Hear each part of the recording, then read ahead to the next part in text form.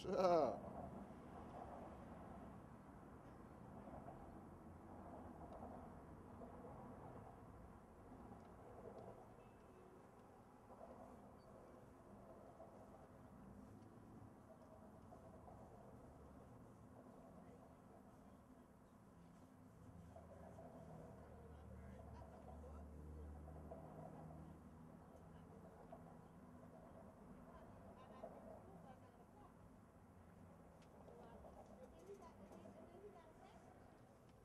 Excuse me.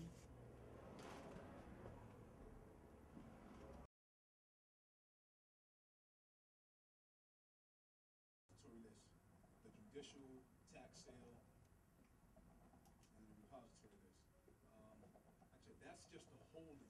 A lot of them, the properties on there, there might be some abandoned properties, there might be some properties that burned down, it might just be a big lot, it might be a series of lots, like 5, 6, 7 lots that are all together, and it might equal 1, 2, maybe 3 acres. You know, and some of it might be where you can't build on it, but then the rest of it, you might be able to build on it. You have to do your due diligence, which is not that hard.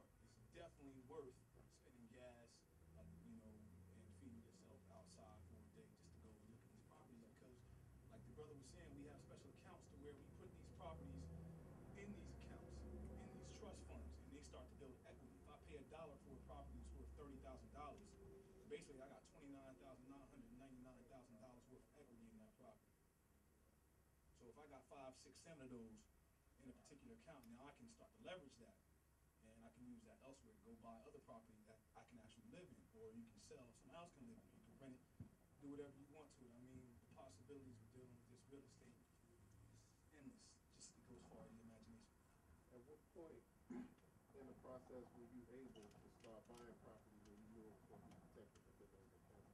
Well, first I had to protect myself, and I had to correct my status. So basically, anything after that, you know, when you sign it properly, then you know it's automatically protected right there because you, as an individual, you're protected. So how far after you got, I'm at the point where I got my apostille, right? I just got that. So that's where I'm at right now. You know what I'm saying? I'm supposed to call along on Monday, and I guess we're going to do some recording. You know, I don't know exactly what that process is, but that's where I'm at. Have you sent your apostille off yet? No. To get it, because the next step after apostille license, yeah, you have to send it off and let it cure, right? Yeah, that's basically probably what you want to do next. But go ahead, continue. No, go ahead. I just wanted to know, you know, I'm just letting you know where I'm at in the process, and I just wanted to know, you know, like how far off am I? Well, you're not far as far as buying the property. You're not far off at all. If you got the money, you could buy it now. But as far as your status correction and setting up the proper trust, protects the property for you no matter what. You know what I mean? Like if you say you had something encumbers you, like a child support, a lawsuit, IRS, you know, you're setting up the proper trust to where they can never impose on you. But So if you got the money right now and you wanted to buy the property right now, it's no problem. But as far as your status correction, once that's finished and you set up the proper trust, then you can put the house into that trust like that. Y'all go through the status correction?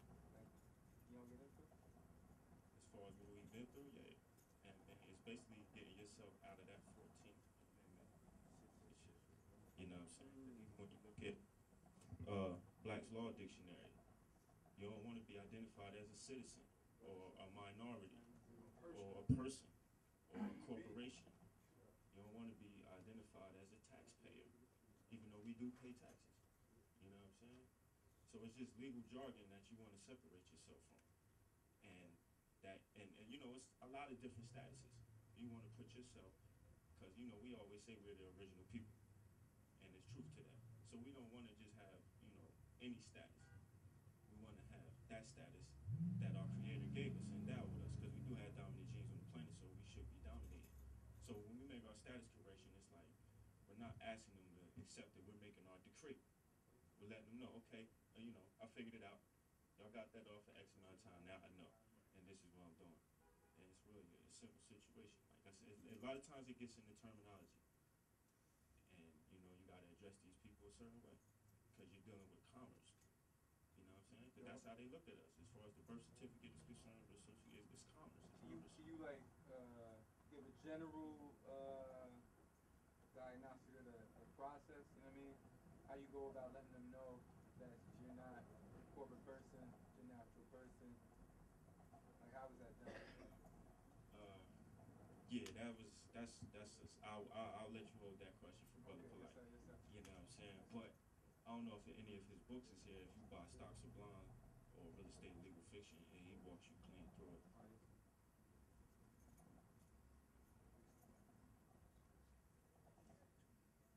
Yeah. So it's basically like, yeah, a 5 to 7 step process. You know what I'm saying? Separating yourself from the corporate fiction. You know. Okay. You say he walked you through it? What do you mean, from coming like changing your birth rights or something like that, or what? Yeah, and it's like the way, I don't know if you're used to it, the way he teaches, but he always gives you options. It's not just one way to do your status correction, because there's some of us that's actually investing in our stock, you know, the CUSIP number on your birth Oh, certificate. you are doing that. You know what I'm saying? I found And out. before you let them know, you bring your equity up. So it's like I'm saying, he walk you through it, and depending on your personal situation, you figure out what's the best. You get with your caseworker. Most of us, Luan is our caseworker, and you figure out how you're gonna do it. But if you buy Stocks or Blondes or Real Estate Legal Fiction, it gets a little clearer for you the way he breaks it down. Say if I have stocks in my company already, like say I put money into like Wells Fargo or something like that, I got stocks in it from my retirement fund. Wells Fargo might own shares of you. Yeah. Well, I figured that out too. You know what I mean? So it's like double whammy. Yeah. Stocks and Blondes. Like blonde hair, like a blonde hair person. Stocks and Blondes. And or real estate or legal fiction.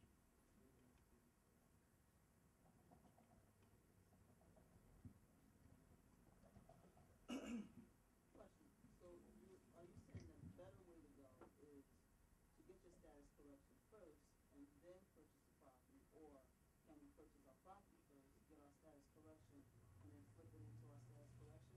I'm saying I would say status correction first, because then you can protect your property immediately. You know what I'm saying? But you always have options.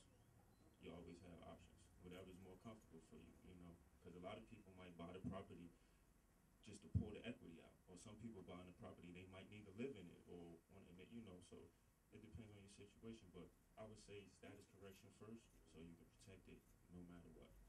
And I also wanted to ask you about the timeshare. Are you saying that you can buy a timeshare? I thought they were just for weeks. They're not for weeks. You know, there's many different timeshares, but like the contract that me and my brother got with the Westgate in Orlando, and the purchase was like $14,000, and we haven't finished paying it off yet, but it's in our contract. Once we pay it off, you know, it's the address and everything, a map of how to get to the property that they're going to give us. Because they do so much building, they have old properties that no longer using. Houses in real nice areas that they're not doing nothing with it anyway. So since you helped us build on our new stuff, we're gonna give you this one. You know what I'm saying? A lot of people don't know that. The thing about the Westgate is, you say even if you want to make money off the Westgate, yeah, do your own business, your own trips, say your own trips, you do your own. They have a lot of travel things like that cruises. They have you get discounts on airfares and shit. If your family want a nice trip or something somewhere, they have something called getaways, unlimited getaways. You can pay like $50, you can stay for the whole week. So you could just put that. You can either make money on it or you can just go wherever you want for cheap. Not just the actual. It's just not just the actual spot where you bought the Westgate. It's all across the world. So I can go to California, Florida, Vegas for cheap. It may look like I'm balling, but it's actually just off the Westgate property. And once you halfway pay it off, you get an actual property where you can live at. That might not be your main house, but you might want to just stay out Florida for a couple months or something, or California for a couple months. So that's a good thing to invest in. You can make money or just enjoy yourself. Either way. Say if a property that was transferred like from your parents, and they got a lawyer, and he put like $3 for it and had had old taxes to the city on it, and then you made an agreement to pay it off. How would that work to eliminate that? Honestly, I'm not sure because you know the tax situation in every state is different. And, you know, I'm from Jersey, so Okay. it's crazy out in Jersey as far as property taxes. It's like you're gonna pay probably more for taxes than you is for the house. You know what I mean? Then if the county and city get involved, it's a whole nother scenario. Like I don't know if they have it out here, but they got sewer taxes.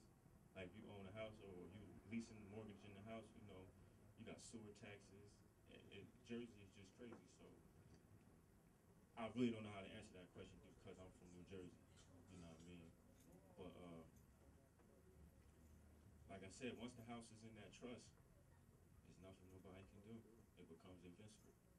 What you saying now? If I transfer my house into a trust? A certain kind of trust, the trust that we're setting up in New Covenant. Huh? The trust that we're setting up in New Covenant, that the members are getting in New Covenant, is protected completely because it's an unincorporated trust. So that would eliminate that balance? Absolutely. But to not be in conflict with the state, Polight will probably just tell you to go ahead and pay it.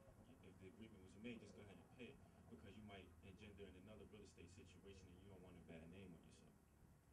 So if it wasn't too strenuous, I'm sure he. For the city, not a mortgage.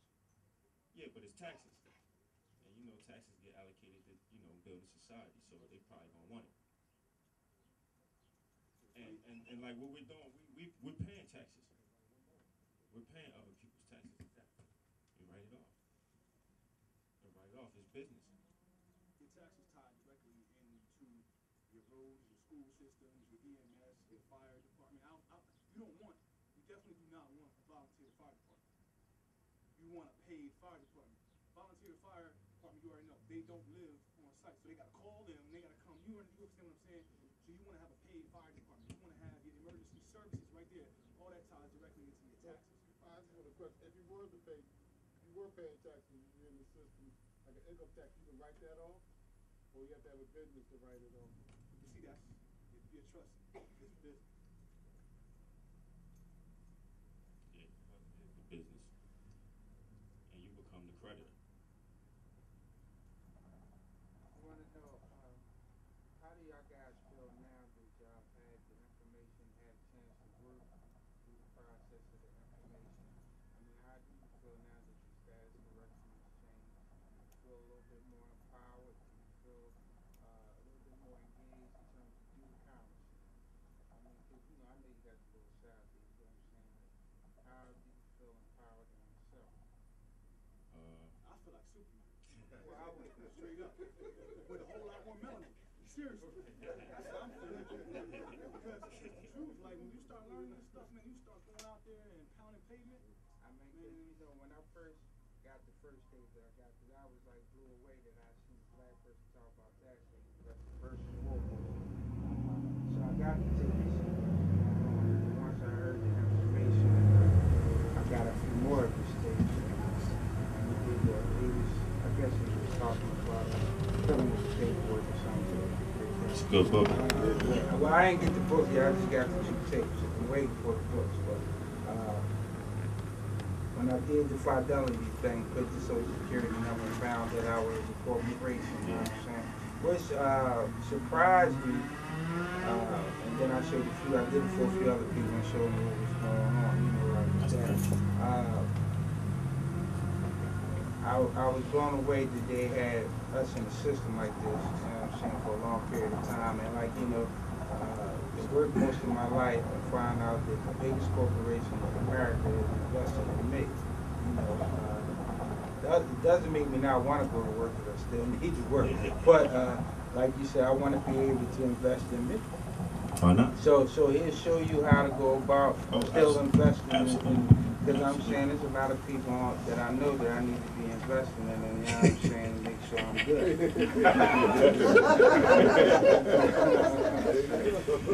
Hey.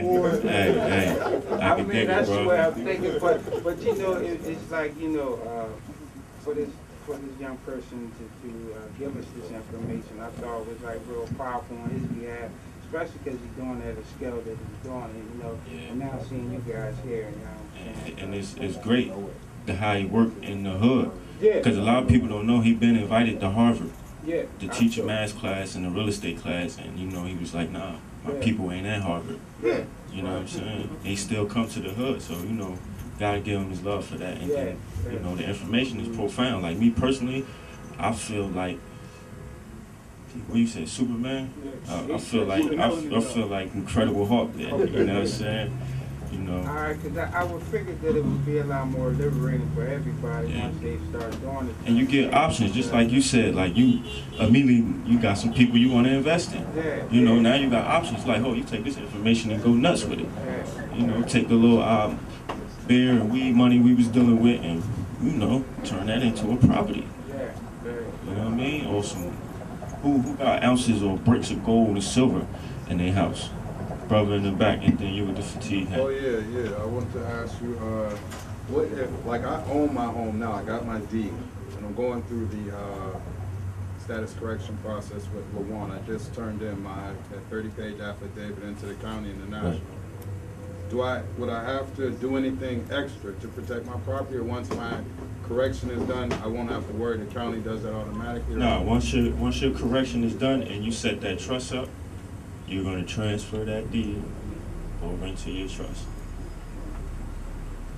And you're going to be the creditor that's controlling the trust, which is a business. And the deed is going to get retitled over to that trust. So it's not going to be in your name anymore. You just are going to be the individual operator. Like you're going to be the bank. There won't be like a third party, three parties like they do. My name ain't going to be nowhere on it? You are all three parties. Okay. You are all three parties. You know what I'm saying? And it's legal. It's not no scam. This is legal. This is legal. Commerce. Brother in the back. How many properties have you dealt with in Philadelphia? Me personally, none. I'm looking forward to next month. It's something in Montgomery County. But as far as Philly, I haven't personally invested in no properties in Philly. The closest we're going to be is Montgomery County next month. So would you say that, so you've got a lot of investments outside of the cities? So with dealing with outside of the cities, is it a bigger payout? Because, I mean, does it cost a lot more? Yeah, because, you know, once you get out of the hood, the property value goes up. You know, they're using zip codes, and the key word is codes. You know what I'm saying? So you got a lot of people investing in properties that they've never seen, just dealing with the codes. You know what I mean? So the taxes, I mean, is it cheap? Is it cheap out there to take the taxes up? What's the average price? The way we're buying property is always cheap. It's always cheap. And mind you, when you're dealing with the fair market value, and you know, nice residential neighborhoods, you can get to $200,000, $300,000, and you probably be looking at spending less than $20,000 on that property, unless you know, bidding against one of them Jewish people or Orientals that really wants the property. But you know, it's millions of properties out there right now for it. So, you know, depending on your budget, you can't lose. You can't lose. In Philadelphia County, my man, they have 2 to 3 auctions a month. See, Philadelphia County, like right now, I'm not dealing with Philadelphia County auctions because it's a major business district, and the auctions are definitely there. Like I said, the properties in Philadelphia County, probably tens of thousands, man. Like I said, they have 2 to 3 a month. That's unheard of anywhere else. I mean, in Pennsylvania has 67 counties, and I try to stay, you know, I'm doing my due diligence on as much as I possibly can. But I haven't even been out to Philadelphia County because of everything starting off around $15,000, $20,000, and I've seen properties in counties that I'm dealing with right now start off at $2,000 and go up to $80,000. You know, I've also seen properties worth $2.8 million, like a whole trailer park that was beautiful, gorgeous, immaculate. That was worth $2.8 million, probably a whole lot more, but it sold for $60,000. Wow. Yeah. The whole property, and it had about 117 trailers on it. And you know, even if you got $500 a month for each trailer, you're looking at $88,000 a month. So I mean, the options, brother, dealing with this real estate, man, it's retarded. It just takes some time to do your homework.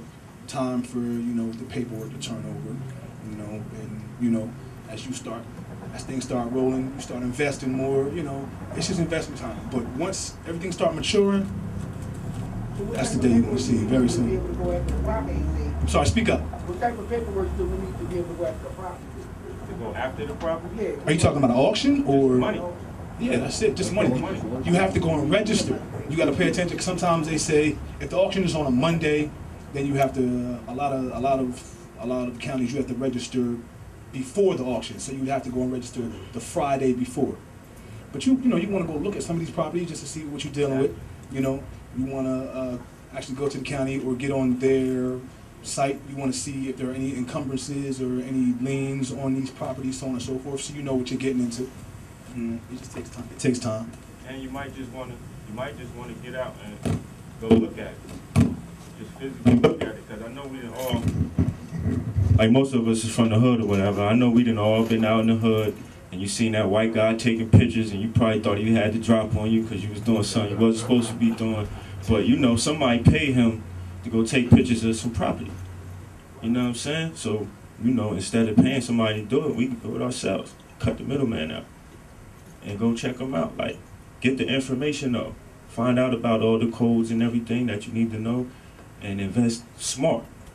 It's gonna take some work. It's not an overnight process. I'm gonna just keep it 100. It ain't like you gonna go get the property that you bought for $5,000 and sell it for $85,000. It's not gonna happen like that. But the thing about it is to get in the fight. We gotta get in the fight, 'cause I know me personally, I be doing, or have definitely been doing stuff with my money. If I'd have knew this 10 years ago, that you can go to an auction and buy a house in Beverly Hills. It don't matter. We can't get stuck on this East Coast tri-state area thing that we on. It's everywhere. Every state that if you got a smartphone on you, you can start Googling some counties right now and find out when their auctions is coming up. I'm glad you said one good thing that automatically turned me on. It's not going to be overnight success. Yeah, it's not going to be overnight, but you want to put work in. Overnight success on anything I don't want to do. Yeah, and you want to put work in. That's right. You want to put work in, because at the end of the day, we got to start teaching our children this. This is how we going to build real communities. You know what I'm saying? Because if y'all seen the last DVD Polight put out, and he was in the auction, it was nothing but Oriental people and Jewish people there. They was the only black family there. But usually they throwing their money together. Yeah, so that's what we gotta start doing that. But throwing money together. New covenant. Huh? New covenant. New covenant. My brothers right here tell you find a property. If they do the homework that I didn't do and find the property, whatever I got, let's get it. You don't even gotta put my name on the deed. I just wanna come up. You know what I mean? We start working with each other like that, trusting each other. You know, it's hard because what we do to each other. You know, I ain't giving you $20 and you say you coming right back. Oh, man, I know what that's about. I know what that's about. But eventually we gotta get over that though. You know what I'm saying? We somehow gotta get past that. And no, because I grew up in what's called the hood. So many properties. A lot of people say behind the white people getting it. A lot of black people didn't own their house. The Jews they rent their house a lot. Right. Okay, then the people who did own the house behind the drugs, a lot of them lost their houses, their parent houses. Yeah. And it, just like down there on 7 North with the Burton stuff, he just built all them houses up. I don't see why we can't do that. They working together. That's what I'm saying. They're working together. Like Jewish people, it's in Jewish religion that they have to incorporate economics into their everyday life. You know what I'm saying? That's in their religion. We gotta start doing that. We gotta start teaching our babies about real estate and how these banks is, how to get a loan and actually come up off of it. Don't just be in debt. You know, we gotta start teaching them that. Gotta start teaching them that. People who really into business and who really want to make the neighborhood sport, not just one house here, one there, the whole block. That's right. I think we come out a lot. You had a question, bro? Yes. If I join the government Monday, how long would it take for the status correction to be complete? It's about a 5 to 7 step process. I'm not the caseworker, so I don't want to put a time frame on it, but sooner the better. Sooner the better. Yeah, I wanted to, what's the, when you register for the auctions, do you gain anything with the status correction versus someone at the auction without the status correction? Like, I'm sorry, I'm not understanding what you're saying. when you register for the auctions, sheriff auctions, would someone with a status correction have an advantage over someone or the rest of the people there with no status correction? Bidding on the property? Correct. No, I don't believe No. so.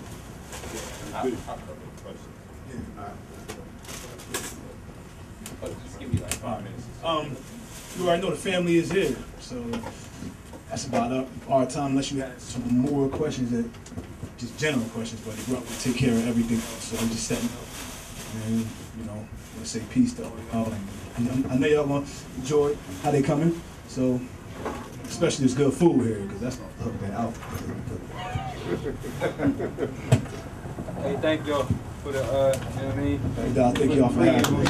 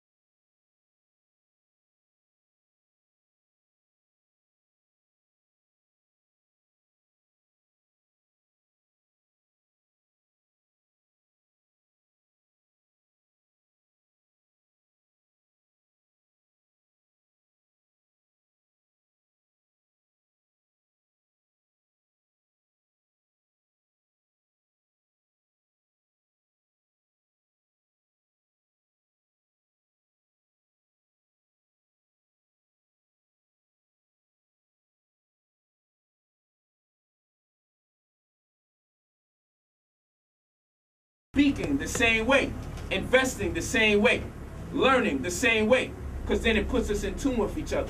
You cannot have a community here with all of us doing different things in every facet of life. It doesn't work like that. We have to eventually say, we got to buckle down and pick, what is the language we're going to speak that we're going to say this is ours? What is the way that we invest that we say this is the way we invest? Because it's clear this is what makes other nations successful. It's very clear. No one, it's not by coincidence the Hindus just happen to just be selling here. And almost everybody throughout the community. It's not by coincidence that even when you see our African brothers come from other places, it's not by coincidence they got the bootleg movies in a headlock and all the other stuff. It's not a coincidence. This is what they saying, yo, we come to this side of the world, these are the things we're gonna do under the table, these are the things we're gonna do over the table. They got their African golf spots and everything.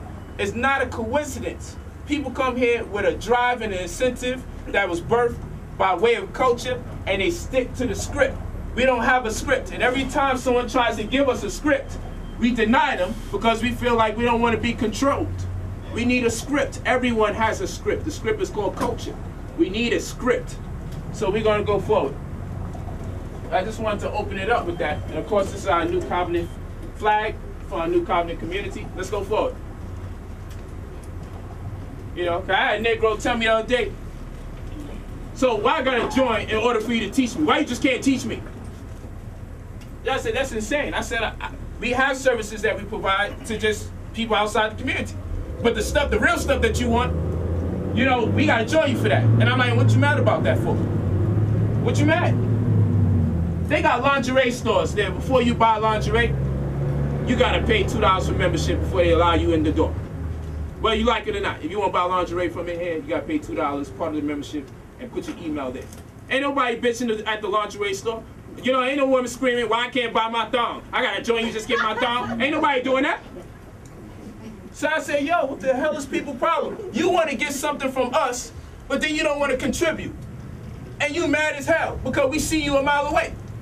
You like, hold on, you want us to improve your situation, and we have a goal for the whole, and you mad. So we like, oh, we should just be helping people who don't give a hell about the whole. That's what we should do. If you do care about the whole, then we say, man, join the community, man. Help the same community that's helping you. So we can make more products like you. More people that can have the testimonies like you. So when people ask, like, yo, there's no way I can get help with this, that, and the third, I said, we have caseworkers. They're underpaid despite the fact that they're paid and they're making more money than these people out here working these jobs. But the point is this. How do we prioritize? And there's a whole world of people that need help. And then there's people in the community that need help. Who we got to prioritize to? Who we make priority to? We should make priority to the people in the community that made an oath to say, look, we are doing this, we're going to live for and by each other. So it's not nothing personal. And I say that because it comes up quite often where I tell people, it's not, don't take offense. Do not take offense. But you know what? You in America, and as an American citizen, they give you certain privileges. You don't say, you know, people are not in the other countries saying, but America, you know, why you can't give me some Medicaid and everything? Why I gotta get a green card and shit? Now, ain't nobody doing that. They come here in a tire, whatever the hell weight, they come in here, they roll out that damn tire, and they find a way to come up in America. And they try their best to say, look, I want to be acknowledged as an American so I can get those privileges. We know the game. If you go anywhere around the world, there's a program based on that nation that they're spilling over to you. It can be communistic, it can be whatever it is. But by whatever democracy or oligarchy, whatever form of government they have, there's a program, and the people say, we're going to make subscriptions to it, or we're going to leave this program, we're going to go to another program. That's all a nation is. That's all nation building is. So we have a program as well. And we say, our program has much potential, and if people invest in our program and keep going forward, we'll have more to offer as a collective to the generation to come. If you don't confide in it, find another program that makes you comfortable. But we can't do this as individuals no more. We can't be an individual party head. Let me just help this individual, and me and him cool, but he's his own individual, and he's gonna help somebody over there. I'm like, that's not how it works. Someone wrote on YouTube one time, never join nobody, be your own leader. I'm like, this is that same nigga mentality. That's why we can't go nowhere. Everyone's a leader in their own capacity. You want to be a leader? Take on an occupation in our community. You're the head of that administration. That makes you a leader. We can all be leaders at the same damn time. We don't have to be insecure about someone else's brilliance and say, man, I ain't going to join the community because that brother created community. But inside that community, there's a diversity of gifts that everyone can showcase, talents that everyone has that they could put on the table. You don't have to be subject to someone else's talent. In divinity, this is not that type of community. And that's what kills our black communities. Because you got to join them and leave your brain outside the place that you join. They want you to leave your brain on the streets, come in here and sign a paper, say I'm down. Now the second you start writing a book or teaching a class, everybody's mad at you and saying, what gives you the right? Was you authorized to teach? I'm like, yo, hold on. I didn't sign up for that. I thought we was all building here as a collective. I had no idea I was supposed to throw my mind away to come here and be like this just because I joined you in the name of being part of a black mission. I'm not like that. I'm saying come here and show forth your talent, but there's no way we can do this. We ain't seen one person in this world make it by themselves. These are communities, these are whole races getting it done. There's not one individual. So this whole, we don't need no leader. Everybody that is above us and going in hard has leadership. Not even a leader. They have leadership. They have a Secretary of Defense. They have a Treasurer. They have a Secretary of State. They have a President. They have all sorts of forms of administration that represents leadership. Why do we think it's so important to not have leadership? Why would someone say we don't need no leader? You know, be your own leader. That has never worked for nobody on planet Earth. You're gonna have to lock arms with somebody and get together. And what brings you together is the fact that me and him is eating the same exact thing. And her and I is speaking the same exact way. And all of us are being trained the same way, to invest the same way, look out for these secrets that's over here, the idiosyncrasies. After a while, it puts us all on the same plane of thought. There's no way we're going to connect with each other if we're not eating the same way, living the same way, practicing the same common customs and culture.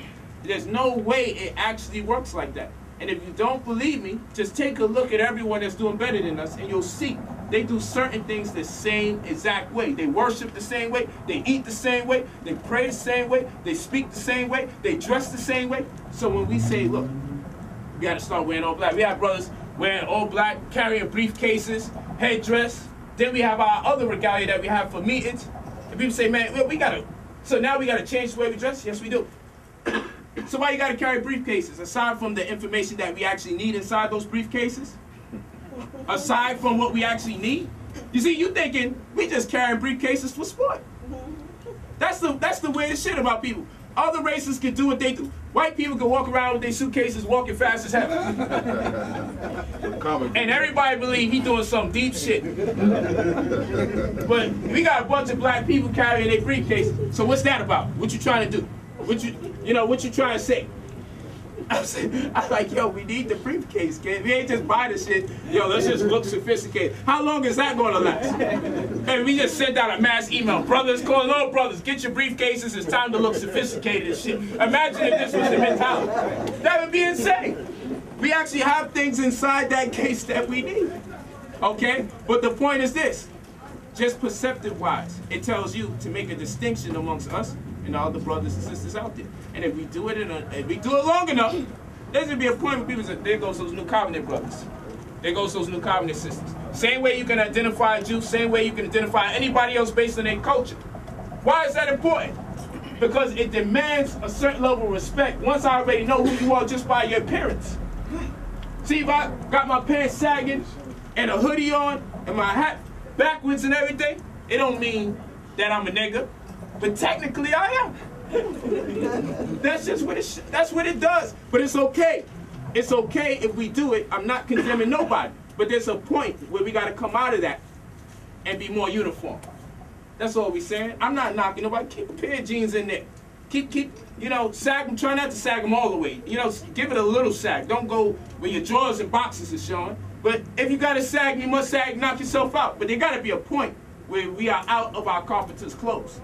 There got to be a point where we're projecting something in the community that resonates in people when they see us. When they see us and they say, man, those guys are businessmen. They want to be received like that. If you want to be received as such, then we're going to do this in uniformity. Not one. Because one person alone, I don't know, he's probably fronting.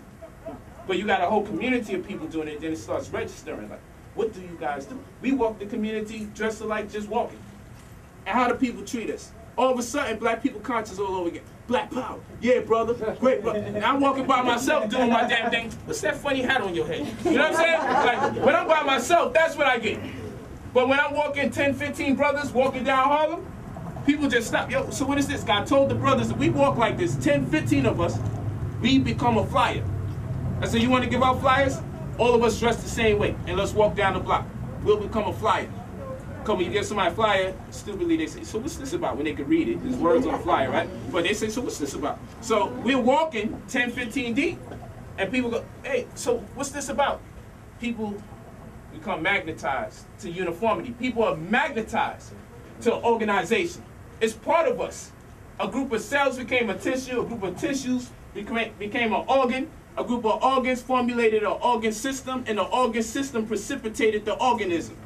The organism now want to do everything by itself. That's not how you was brought about. The organism got to get his own car, his own house. But everything in existence came together to bring you about, and now you want to deviate from law. So it's part of you instinctively. You're going to respond to it the second you see it. You see 10, 15 people dressed alike, automatically it pulls you in. So what's this? Because that's all you want. We all want to be a part. And people are like, nah, why she copying me? She got my shirt on. They made 1 million of them shits. Why you sweating the sister next to you?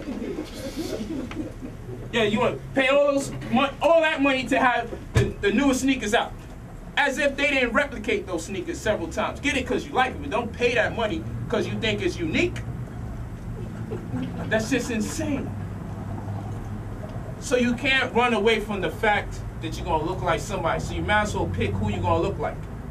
Because if you don't pick who you're going to look like, you're going to put yourself in a category where you find yourself ostracized, negated, pushed away. Brothers try to get their paperwork done. Do they file in the recordings? I say, man, dress like New Covenant and get up in there. Walk the walk, talk the talk. Negroes go in there with their hoodies and everything, talking about pre-offset bonds and discharge bonds. I'm like, yo, hold on. There ain't no nigga in the world that has a hoodie on, baggy-ass pants, sneakers unlaced, pants tucked into the socks, headphones on, and talking like I got $1 million bond and I'm trying to discharge this debt, you feel me? I'm like, yo, hold on. We can't do it like that when we go to the Commissioner of Deeds. You got to change your walk and talk. Oh, so now we changing for these mother effers? I'm like, yo, hold on, brother. You're not changing for those mother effers. You changing for the community. We want to make sure there's a way that you do it, and if you do it a certain way, everybody in the community do that way. That's what this is about. We just want to find out what's the best way. So if you think going in there with your headphones on, with your pants sagging, cursing and saying, feel me, I got this indemnity bond, yo. If you think that's the way it is, so tell the whole community to do it so we can all roll up in there with this indemnity bond shit that you want. But if that's not what it should be, follow suit. If you can't see a whole community representing themselves like that, then you should change. Why we gotta change? So I'm like, I'm not a Uncle Tom or crossover, but I'm saying you have to project something to get the results you're looking for. So that is an image that people don't respect. So since that's an image that people don't respect and you're doing business, you're not at the club, you're not chilling with your friends on the block, maybe if you need their respect or their attention, maybe you have to do it. Maybe you dress like that because they're more receptive to it. Makes perfect sense. However, if you're going to do serious business, take those crazy clothes off and get rid of that crazy attitude, throw away those headphones, and let's do it the right way so we can get the respect that we're looking for. Because the second you sense someone is judging you based on the way you're talking and looking, you ain't gonna like it. And you're gonna go back into the white man's devil. And he only did this because I'm black. But even black people gonna respond to you the same way. They're gonna say you're not serious. And you know what? This paperwork is so serious and you so not serious, I think you up to something. I think someone sent you here so I can lose my job. That's how they gonna look at you. They ain't trying to lose their job. Because when they ask, so who's the person that you allowed to do this shit? And say something was wrong. As, oh, the Negro over there still smoking weed in a federal building with the headphones on. They're gonna say, man, you should lose your job. You let you didn't even think to question that crazy person. Look how sophisticated this paperwork is, and look how unsophisticated he is. How do you put the two together and process this paperwork and trust them? That's what they'll say.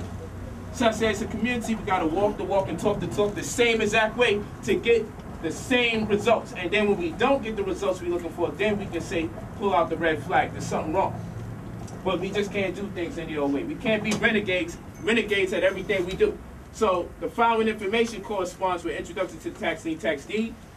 Buy the house, sign the contract, protect the asset.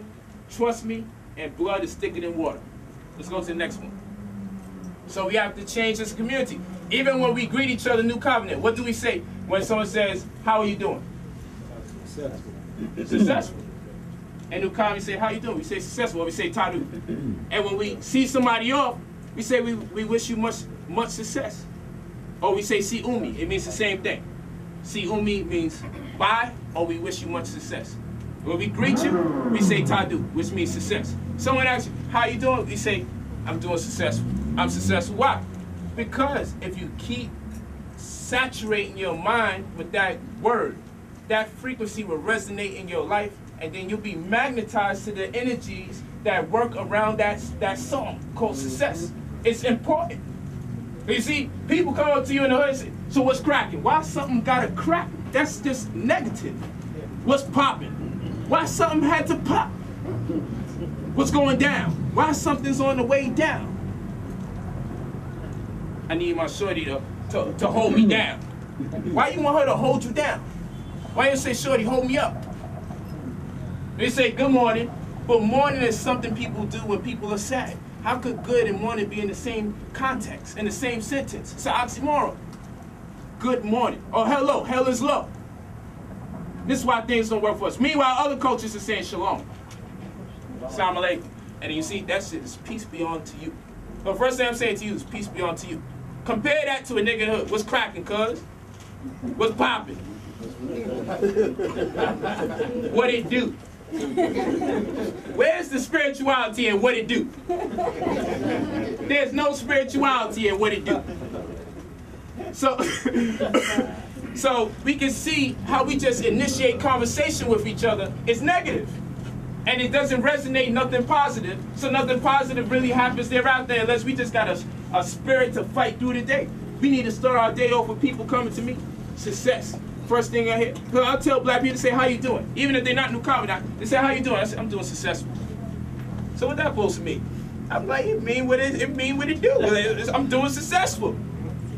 Why you saying that? So I get treated almost like I'm pushing. There you go, pushing his success in people's face. And they act like success is like some big ass titties or something. I'm just rubbing it all in your face, man. And if they were, I would have did it if I had it.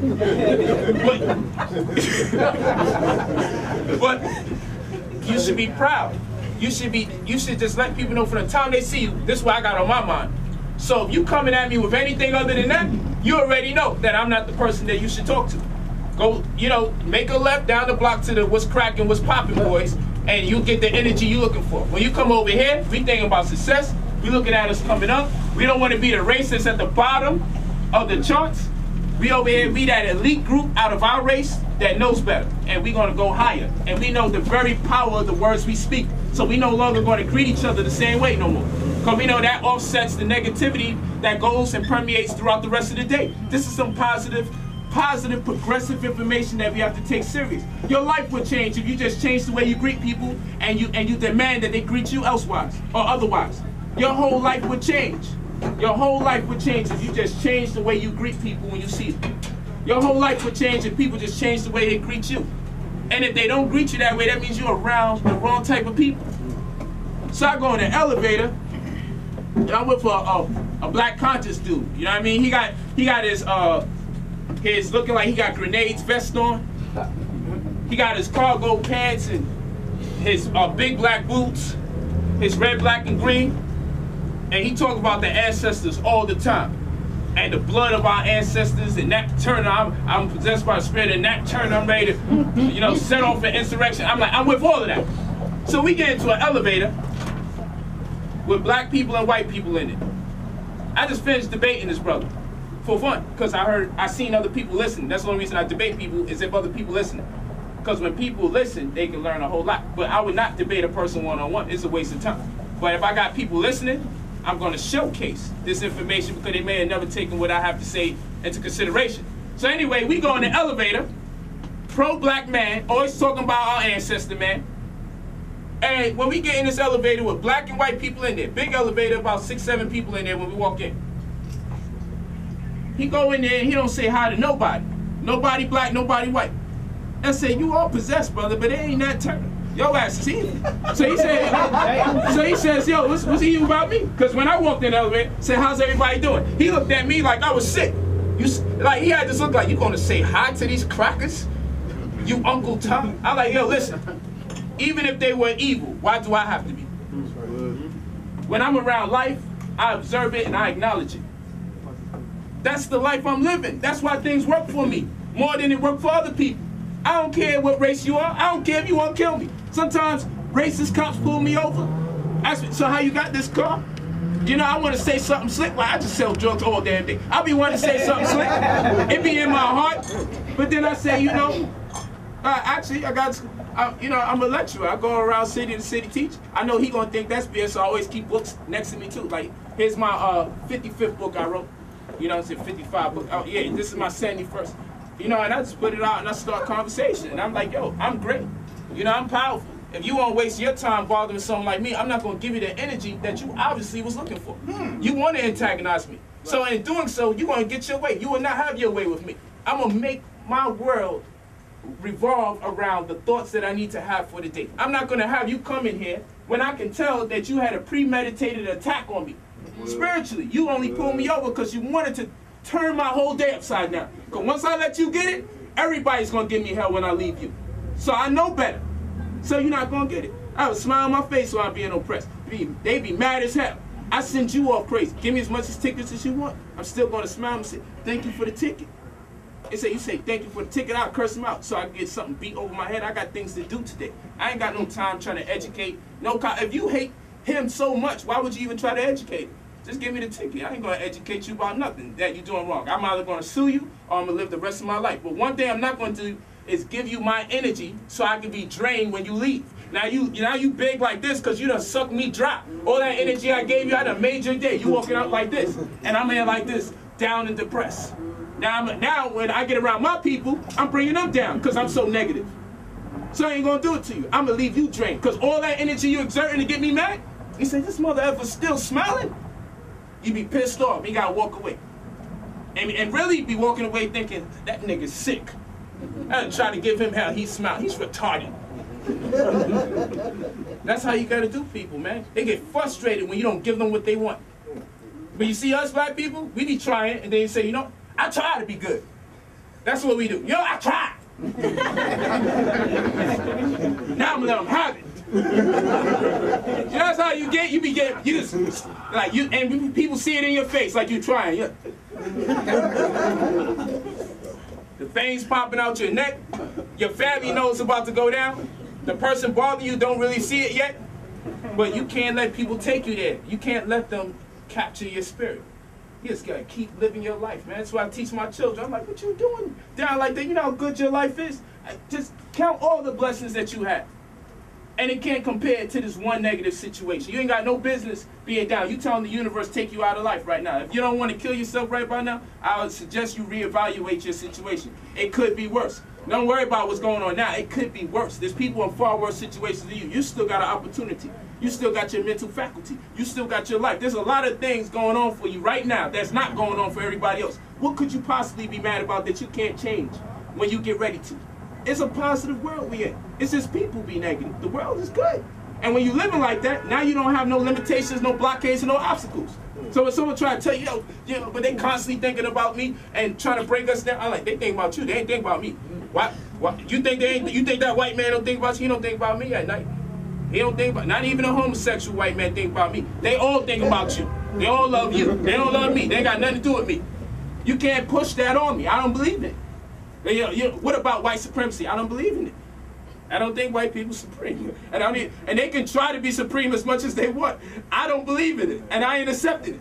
White supremacy is the reason why you dress in this way. White supremacy is the reason why you go down that block. Not me. That's probably you. If you feeling like that, they got a hold of your mind. You should come to some of my classes so we can unlock that shit. But they don't have that power over me. I'm done with that. I used to believe in it, and I couldn't go nowhere. Because I always thought somebody was up chasing me. I thought Tony was making pizza, and downstairs he had a whole white supremacy thing going on to destroy us. But I realized that was a lie. All white people ain't over here scheming on me. And all black people ain't just negative. It's just you got bad people, good and bad everywhere you go. But nonetheless, I ain't gonna stress myself out about people I don't even know yet, and if they trying to scheme something on me, I'm just gonna make a plan for when people do try, no matter who they are, that I can respond to the situation. That's it. Responsibility, respondability. I don't have to live my life in fear, because that's all that doctrine is about. It's a fear doctrine to keep you incapacitated. I don't have to live my life like that no more. So I keep telling people, stop trying to force those ideas on me. It don't work no more. And I have people to the point want to fight me. All because I say, no, the white man's not the devil. Not in my life. He's your devil. I gave that up. I don't have no devil in my life but me. If I make a bad decision because I was overly emotional, that's the devil in me making me do that. Because I should have took some time to evaluate the situation so I could respond better. I don't have no time to make someone my devil. Ain't nobody my God, ain't nobody my devil. I'm living my life, man. I'm going to do what I do. No one has the right. No one sways my judgment no more. I'm responsible for me from here on. So I tell people I'm sorry. Yeah, what you control? I control myself. That's why I'm sorry. I got self-control. I decide if I'm going to walk into the store. I decide if I'm going to walk out. I decide if I'm going to pray. I decide if I'm going to eat. I decide when I'm going to eat. So I am sorry. You're not going to tell me the one thing I definitely know I own, and I have a right to I don't own. You're going to tell me the white man control my body too. He the reason why you sold drugs, brother. I say, you just sound crazy, man. We got told this the other day. That white man's the reason why you sold drugs. And he's the reason why I sold drugs. I said, yo. That's just way over my head, brother. Last I checked, we were selling them joints because we want to, because we chose to. You ain't have a choice. So how come everybody isn't selling drugs? The white man flies them into ships, flies them into, but we still selling it. Who brings the guns in the community? But who's using the damn guns? So like, if you ask me, both parties are wrong. It's real simple. The white people bringing it in, if they're all white, are wrong. And the black people using the drugs and using the guns, they're wrong too. But guess what? I'm not part of the equation at all. I'm not even in there, and you putting me in there. I'm not even selling the drugs, brother, and I'm not bringing the stuff in. Where do we fit in, the people that's not doing it?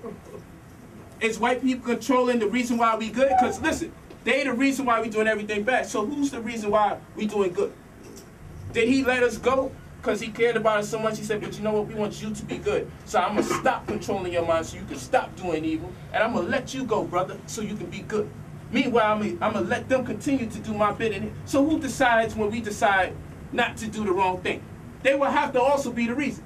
No, when we decide to do good, that's just because here we go with the weird, spooky doctrine again. I can't do it no more. So I'm telling everybody in here, you're responsible for yourself. You're in control, man. Don't accept the doctrine that tells you you don't have no control. You're going to do a lot of negative things to people. You're going to be justified because you got somebody that you can blame.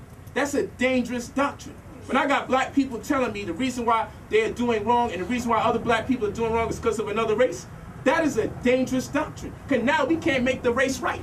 We can't get the race is always right, even when they're wrong, when that's the situation. How am I going to have a discussion with somebody whose rationale for why they're doing something wrong is because someone is controlling them?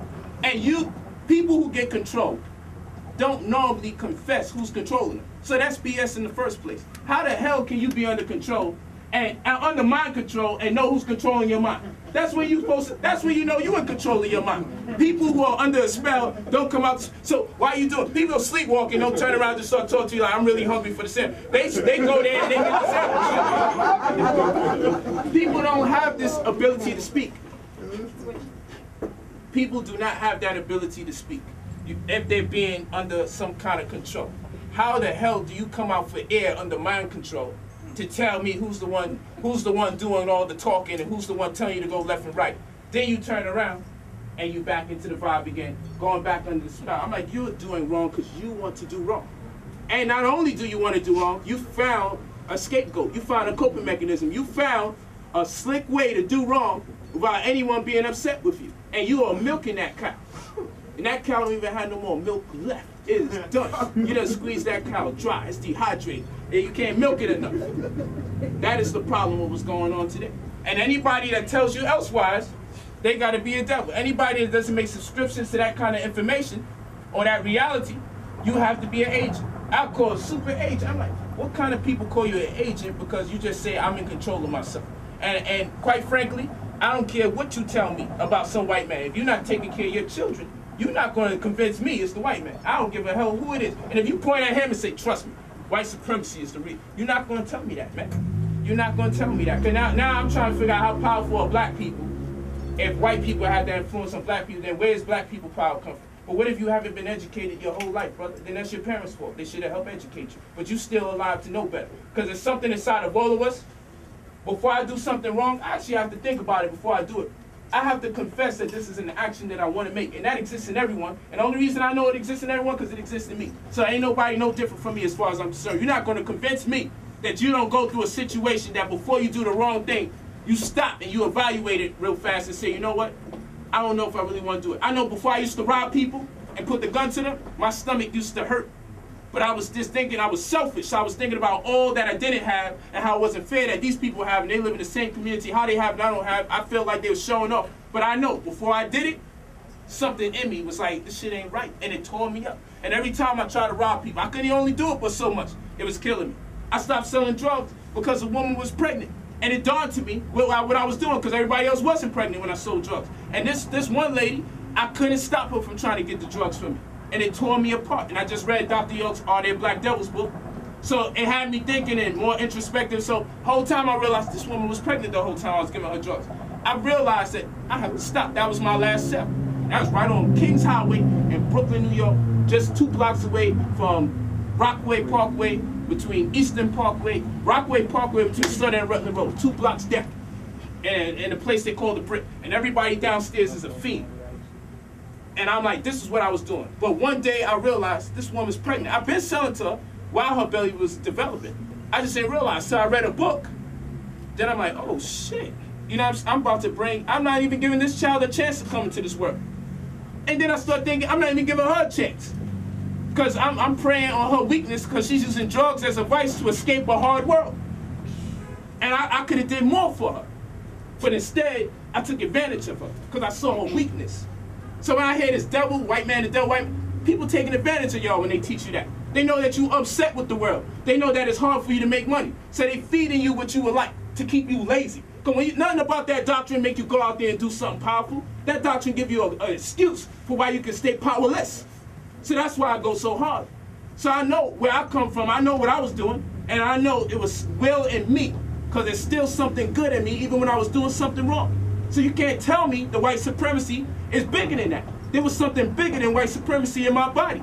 All I needed was just somebody to put some information before me so I could have it tried after reading it so I can know who I am. So for some people who don't change, that's because they Satan. As far as I'm concerned, if a nigga don't change and he's getting the information over and over, he's a demon as far as I'm concerned. Because when I got the information, I changed. I ain't changed immediately, but I changed, man. And I made gradual changes. So some stuff I still was doing wrong, but I was working my way there. But once we confess that the reason why we ain't changing, that's just insane. And that's a devil's doctrine. This whole white man devil is a devil's doctrine. Ain't nobody your damn devil. That shit don't even exist. Ain't nobody is a devil. It's just something inside of you that inclines you to do right or wrong, and you got forces out here that are preying on your low emotions because the forces know that you are mad, that you have to live in a negative neighborhood. The forces know that you are mad, that you got negative people that live in your house. The forces are mad because you feel like you can't get nothing done. You feel like you all out here by yourself. So those same forces, right when you about to get strong from being under such constraint, they feed you just what you need to keep you stuck, to keep you stagnant. They give you just what you need. And that's an excuse for why everything's going wrong. You got nothing to do with it, nothing at all. The whole reason everything's wrong is because everybody else, except for you. How the hell am I going to teach my daughter something like that? I got young girls over here. How the hell am I going to teach them that the reason why you can't do nothing with yourself is because somebody created it so? Like they don't even got a say in the situation. You got the biggest say over what takes place in your life. Nobody else. So I'm sticking to it. And I have never seen so much people under a damn spell. But all I know is nothing but lazy people. Lazy people like that doctrine. And I call them lazy in their face. I'll be out in them streets. People here, I'm like, you just a lazy nigga, man. You just lazy, man. And I'm tired of being around lazy people. I'm like, don't come around me. You don't, look how lazy people are. I'm teaching on the streets and nobody thinks to say nothing to nobody in the streets until they see me teaching. All of a sudden, everybody's a teacher now. They gotta come and stop what I'm doing. They're Messiah. Say, he's the devil. I'm gonna stop him from teaching. Yo, you was never on the streets teaching.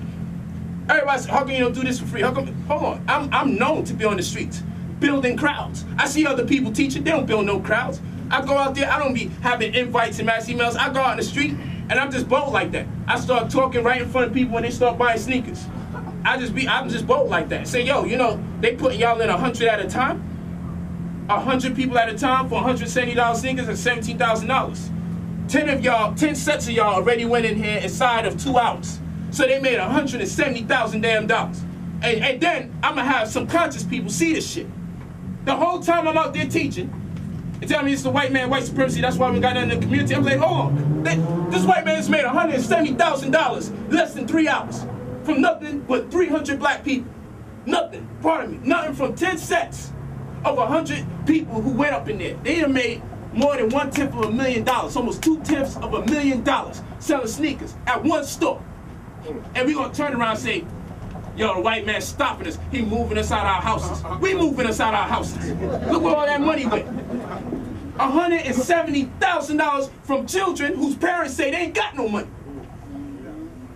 And you telling me to direct the energy at the white man? White people don't got money. We don't know that to be true. The only people we know on planet Earth that got money is black people, because we are known as the biggest spenders. We don't know for sure if anyone even has anything to spend. The only people on record for spending like this is black people. It's a confirmed fact that we actually have the money to spend. You ain't gotta go far. You can look at it. I suffer from the niggerism. My shoes is $450. So I ain't about to tell you black people ain't got the money. We all got some shit on us and we can look around and say, you know what? You know why? Because we come from rich kingdoms. It's still in our DNA to splurge, to wear a chain.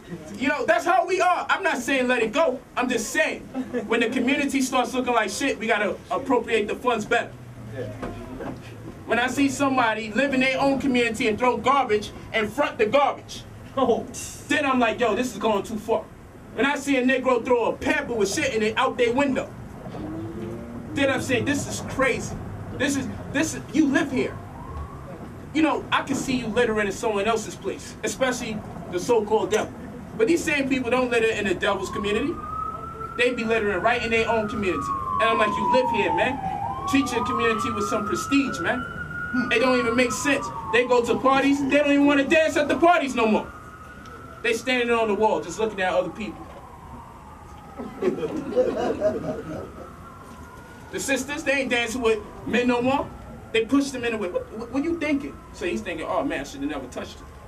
Then she go around and she start going in, shaking her ass all on another female. It's confusing. We live in a very confusing situation. And if you don't accept this confusion, you nuts. Let me say, man, you knocking Nicki Minaj. I said, yo, I support all black successful people. But there's some shit you just gotta question. When a girl can turn around and tell you that she's possessed by a 13-year-old white boy who's a homosexual, she's possessed by someone named Roman. Roman is a white boy that's 13 years old. I'm surprised you don't know. It's a white boy that's 13 years old whose mother was trying to stop the relationship between him and a grown-ass white man that was molesting him. And this black woman says she's possessed by this 13-year-old homosexual young white male that's being molested. It don't make no sense. It make perfect sense. You haven't heard rap? It made perfect sense. Does that sound like the same person to you? It all made sense once I got that information. It don't make no sense. That shit started adding up to me when I got that part. I like, that new old girl was crazy. I just couldn't put my finger on it. All of them is nuts, man. All of them. All of them is nuts. So I'm like, look, and guess what? That's cool. They just made crazy cool now. So Beyonce, Sasha Fierce or Sasha or whoever. You know, everybody got something that's possessing them. It's cool now. You ain't possessed by something. I mean, who are you, man? You corny. That's what's going on now. And you only got one personality. You don't smack yourself sometimes. Like, you don't choke yourself out in the middle of the night. You don't fight over what clothes you going to wear. You know, like, if you ain't doing that, you not in. That's why the clothes are so mismatched. Niggas possessed. One of them want to wear blue, the other one want to wear orange, the other one want to wear... That's why the children ain't even dressing right, because they possessed by so many damn spirits. You listen to those people get possessed by the same spirit they possessed by. But what possesses a grown-ass woman to be possessed by a 13-year-old white boy? And look it up, Roman. Look it up. And she says he takes over. He takes control. Look up her Super Bowl interviews and everything. She tells you that he's mean and he wants to take control. A woman possessed by a 13-year-old white boy. That's homosexual at that. And then people say, what the hell are you so mad about? Now, if she's a case of white supremacy, that'll pass, because she got a white boy inside of her mind trying to keep everybody else is not off the hook. Only Nicki Minaj can pass that white supremacy shit on me. So now we go to real estate legal fiction. And it's imperative that we learn what intellect is a legal person, legal fiction, or corporation. It's a creature of the law, an artificial being as contrast with a natural person, applied to corporations considered as deriving their existence entirely from the law. So we know a legal fiction is purportedly, or the accusation is this, that a legal fiction is a person without a body in law. And people create these legal fictions in the form of corporations. And another word for corporation is person, and another word for person is legal person. These are all the same words in legal dictionaries. So you see the word person in legal documents, it's talking about a corporation or a company. And the reason why they create these things is so they can draw or take away from being held accountable for things that go wrong. Okay? So if the business does something wrong, you can still be in business as a living being and let the corporation take the blame. And in doing so, it makes the corporation a person. All right, so let's go to the next one. So here we have the birth certificate data that is collected by the state, and then the state takes the birth certificate information and turns it over to the Department of Commerce. Okay? And when they turn it over to the Department of Commerce, they put your documentation into what's called a SEDIK trust, or SEDIK trust. The Department of Commerce takes your information and puts it in to what's called a SEDIK trust. Okay? SEDIK trust. Now, why is this important? Because this is just going to be an analogy for what takes place in real estate. Because before we can even take the time out to say, hey, I want to buy these houses and make all this money, we got to try to figure out what this SEDIK trust is. Because they're using the same form of manipulation against us as a people. All right, so they'll take your name and they'll put it into all capital letters. And in doing so, they're announcing that you are not only a debtor, right? They are also announcing that you are transferable stock. They're also announcing that on a SEDIK trust, what they're saying is you are a beneficiary, but you are also a trustee. And that's very weird, for you to be a trustee and to be a beneficiary at the same exact time. But the one controlling it, being the settler, has a say in what duration of time that you exist in this capacity.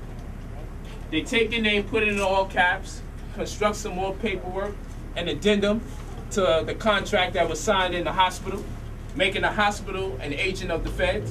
The Fed is not part of the United States, of course. So they take that name in all caps. It's a confession that you have now been incorporated. And now they've created what's called an assumption, which is a presumption. And this presumption is called the idem sonans. I-D-E-M-S-O-N-A-N-S. It's called the idem sonans. And the idem sonans represents when letters that make up a name is arranged or altered in such a way that one would be compelled to believe it has something to do with them, and others would be compelled to believe it has something to do with someone else, when in fact it alludes to another reality and just really defers people's attention from the truth. So in this case, if your name was written in lowercase and they put your name in all caps, a presumption just was made called item sonance. Because if I send you mail and you see those letters in that sequence, you will presume that they are talking to you. When in fact, you are responding to something that has been created because it's a legal fiction. That's important. Because a great deal of real estate has to do with that, and that's why we wrote the tome, Real Estate, a Legal Fiction. Let's go to the next one. That's what takes place in the 60K Trust. You have the doctrine of parents patriot. Parent of the country is what it means. State sovereignty in the light of legal disability minority. When your parents sign that birth certificate, they're known or rendered a homo commendatus. This means that they had no mental faculty to make good decisions on their own. And in doing so, they become what's called in law a minority. Any legal dictionary, you look up the word minority, it means an adult who thinks like an adolescent or younger. An adult in a child state of mind. Therefore, you need me present when you and another adult decide to get married. You need me present when you and another adult decide to separate. When you and another adult have a problem with your child. Whatever the case is, we're going to take care of you kids. That's what this means. So when the birth certificate is generated and they do that 60K trust, it makes your parents just the guardians until you get to legal age. And thus, you are a minority at that point. Once you don't have no guardian, you acted in your minority, then the state takes control of you. Okay? And that's the doctrine of parents patriot, right there.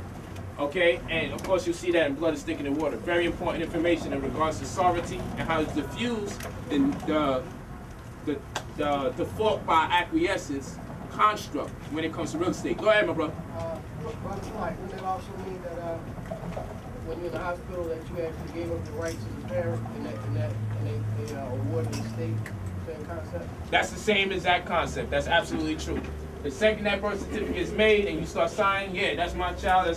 That's nope. What you're doing is saying that you are mentally incompetent, and I'll watch the child, and they'll watch you watch the child until that child gets of age. But from the time you was born, you was identified as having a mental problem. So you'll never be able to act in your majority, which is to say as an adult. You'll only be able to respond to the world in your minority. So you only had caregivers or guardians. And that's what that 60K trust is. And that's why, if you do the research, you'll see that the state turns your information over to the Department of Commerce. And that's when your name goes in all cap 2 letters, and then they create what's called the 60K trust. I gave you all those terms and those words so you can look it up so you can see I'm not making this up. Okay, somebody had to go ahead, my brother. Is that as well besides minorities or other ethnic groups as well? Well, you see, when we say minority now, we're not even talking about ethnic groups. We're talking about mental capacity, mental abilities. They have a tendency to use the terms that we are already familiarized with, but have no legal context ascribed to it. So by the time they put it into a legal context, our familiarity with the word is what makes us deviate. So now we go to the next one. And of course, you definitely gonna need to get that status correction book, which is here. This is where it gets real intense. And this is what you need to know before we start going into those properties. This is what you need to know so you can understand why we engage the real estate paradigm from the angle in which we do. And this is what you need to understand. Things you should know on the consumer end of your property purchasing. First of all, we gotta know what a pledge is. A pledge is a formal promise and security for a debt, obligation, conditional interest. Conditional interest is very important there. That's what a pledge is. So you see, when you were born into this world, there was a pledge made on your parents' behalf without giving your parents full disclosure that there would be a bonded promissory note created in the form of a birth certificate which will represent how much money you will make to repair the debt of this nation. And in turn, they made you not only a trustee responsible for the managing of that company, the revenue that you would be generating, the assets accredited to it, you will also be a beneficiary, which is why at a certain age you receive privileges. And anytime you need to get a privilege, you have to bring your birth certificate and your social security. If you want the privilege to drive, you have to bring your birth certificate and your social security. Anytime you need a privilege as a beneficiary of the company, you have to bring those references because you're a beneficiary of the trust. You understand? But now, why is that important? Because a pledge was made. Because like I said, they'll look at it and they create a birth certificate and say, you know what, this person's going to spend over $10 million as a consumer. They're going to buy a property that we know is going to most likely foreclose upon, and they're going to owe like $150,000. Chances are they're going to accumulate $15,000, $20,000 in student loan. I'm telling you, by the time that this person is done living, they would have accumulated this much money for us on the consumer end and on a irresponsible or just less than cognizant end of spending. And that's what the birth certificate represents. It's a promissory note. Okay, it discerns how much you most likely are going to make, and it fluctuates based on your growth. But there's a promise from the time you're born that you're going to make X amount of money based on your parents' educational, political, and social disposition, based on the neighborhood that you live in. They factor all these different things in, and they say you're going to make about this much money for our debt to pay it off. And that's why, because of your position, they still allot you the place of beneficiary. So there's still something they're going to give you in the interim of you accumulating or generating all this revenue. Go ahead. My concern is when a child is born, it's given a title by the parents. Now the title would be put also on the record of live birth. Now, the record of live birth doesn't necessarily mean it's going to be birth certificate. That's right. Because the birth certificate comes in the mail after, and people anticipate it as a receipt in a certain stance. Now, with that title that you also have on the record of live birth is all capital letters. Now, is there a differentiation between, as we're thinking it with the sovereignty of using this title, and being registered, but acting in the capacity of it being unregistered or not acting as an employee? Well, you see, the thing is this. So long as that assumption exists, the ASSUMPSIT, assumpsit, so long as that assumpsit exists, then you can never trust that item sonance. You can never trust when it's in all caps, because we know that this is a trademark that represents that disposition or that form of execution. So the number one thing that we suggest, if you don't generate certain documents, sometimes in the case of administrative affidavit of specific negative averment, it depends on what the scenario is, where we identify it as an instance of non-pro-tunc or now for then, which is to simply say, I didn't have knowledge of it then, but I'm not asking for someone to negate the fact that I was ignorant of something, because ignorance of the law is no excuse. However, I'm not saying give me weight because I was ignorant of the law. I'm saying that these things have now been brought to my attention and never have been placed before me. And now that it has been brought to my attention and things have already transpired beyond my cognition, I have the right to revoke this. You see, if you were to get married and you were to get divorced, and then you were to move on to get married again, and the law says if you marry more than one person under American constraint or jurisdiction, that is bigamy to be married to two people, but then you find out that the people that did your divorce didn't do it legally, so it wasn't actually fulfilled. That's not your fault. You didn't say, please forgive me because I'm ignorant, I broke the law by accident. You had no idea of that circumstance. You thought you did everything right. But because of the circumstance, as the circumstances will, or as the circumstances were, it was not done the right way. So now this is an instance of non-pro-tunc or now for them, because now I'm going to rectify the situation. But you see, when it already took place, I had no cognition of what was going on in the first place. So this is not me asking for a pass based on or predicated upon ignorance. This is me saying on account to the circumstances that were, and now me being brought into cognition, which will be the then. It suffice to say that we have to challenge this or change it or negate it. What we would suggest all the time, we have a goodwill bond, which is part of our status correction, which rectifies what took place or what transpired during that whole birth process. But the ultimate goal is for people that are making children now to do home births and then record the live birth of your child like a deed, put it on an online public registry, send it to 18 different agencies. We have all the prerequisite steps that you would take, and then in the interim of those steps, what you should do. But what you essentially are doing overall is recording the birth of the child like a deed. Okay, because that's exactly what took place with them, and we make the parents as the trustees of the children, of the child that's born. Okay, and that's in the sovereign affidavit of nativity. That's what we identify it as. We do a sovereign affidavit of nativity. All right, and what that does is diffuses any presumption of the item sonus, because we are organic, we are alive, we are living. Okay, we're flesh, we're not the fiction, we're not a corporate fiction or corpus delicti or a legal fiction or a legal person or entity, all these different synonyms that they have for the same. All right, so that's what you want to watch out for. But the main thing I want to go back to, as far as what took place on the birth certificate, and as far as your labor being pledged, okay, to remedy the debt of the state in fear that they was going to lose their sovereignty, is this. What is a pledge? And a pledge is a formal promise, a security for a debt, obligation, conditional interest. This is important.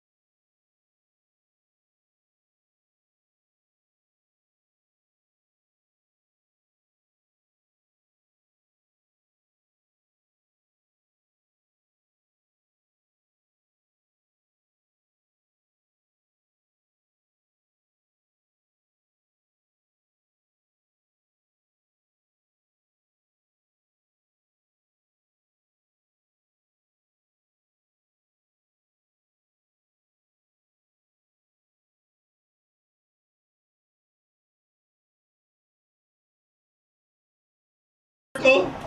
I was sitting back there thinking, why Dad named him Miracle? He was probably in the hospital, named that beautiful child Miracle. His mother was like, why? Because I had a condom on.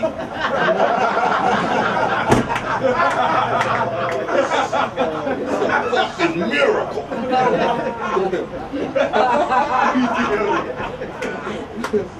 Give it up for Nelly. He's now doing photography. I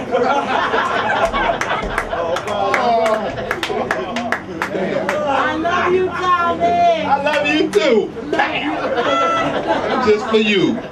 You can put it anywhere you like. This Tommy. Okay, and that's why we gotta go down the line. You're making a pledge unbeknown to you, the person just trying to buy this property.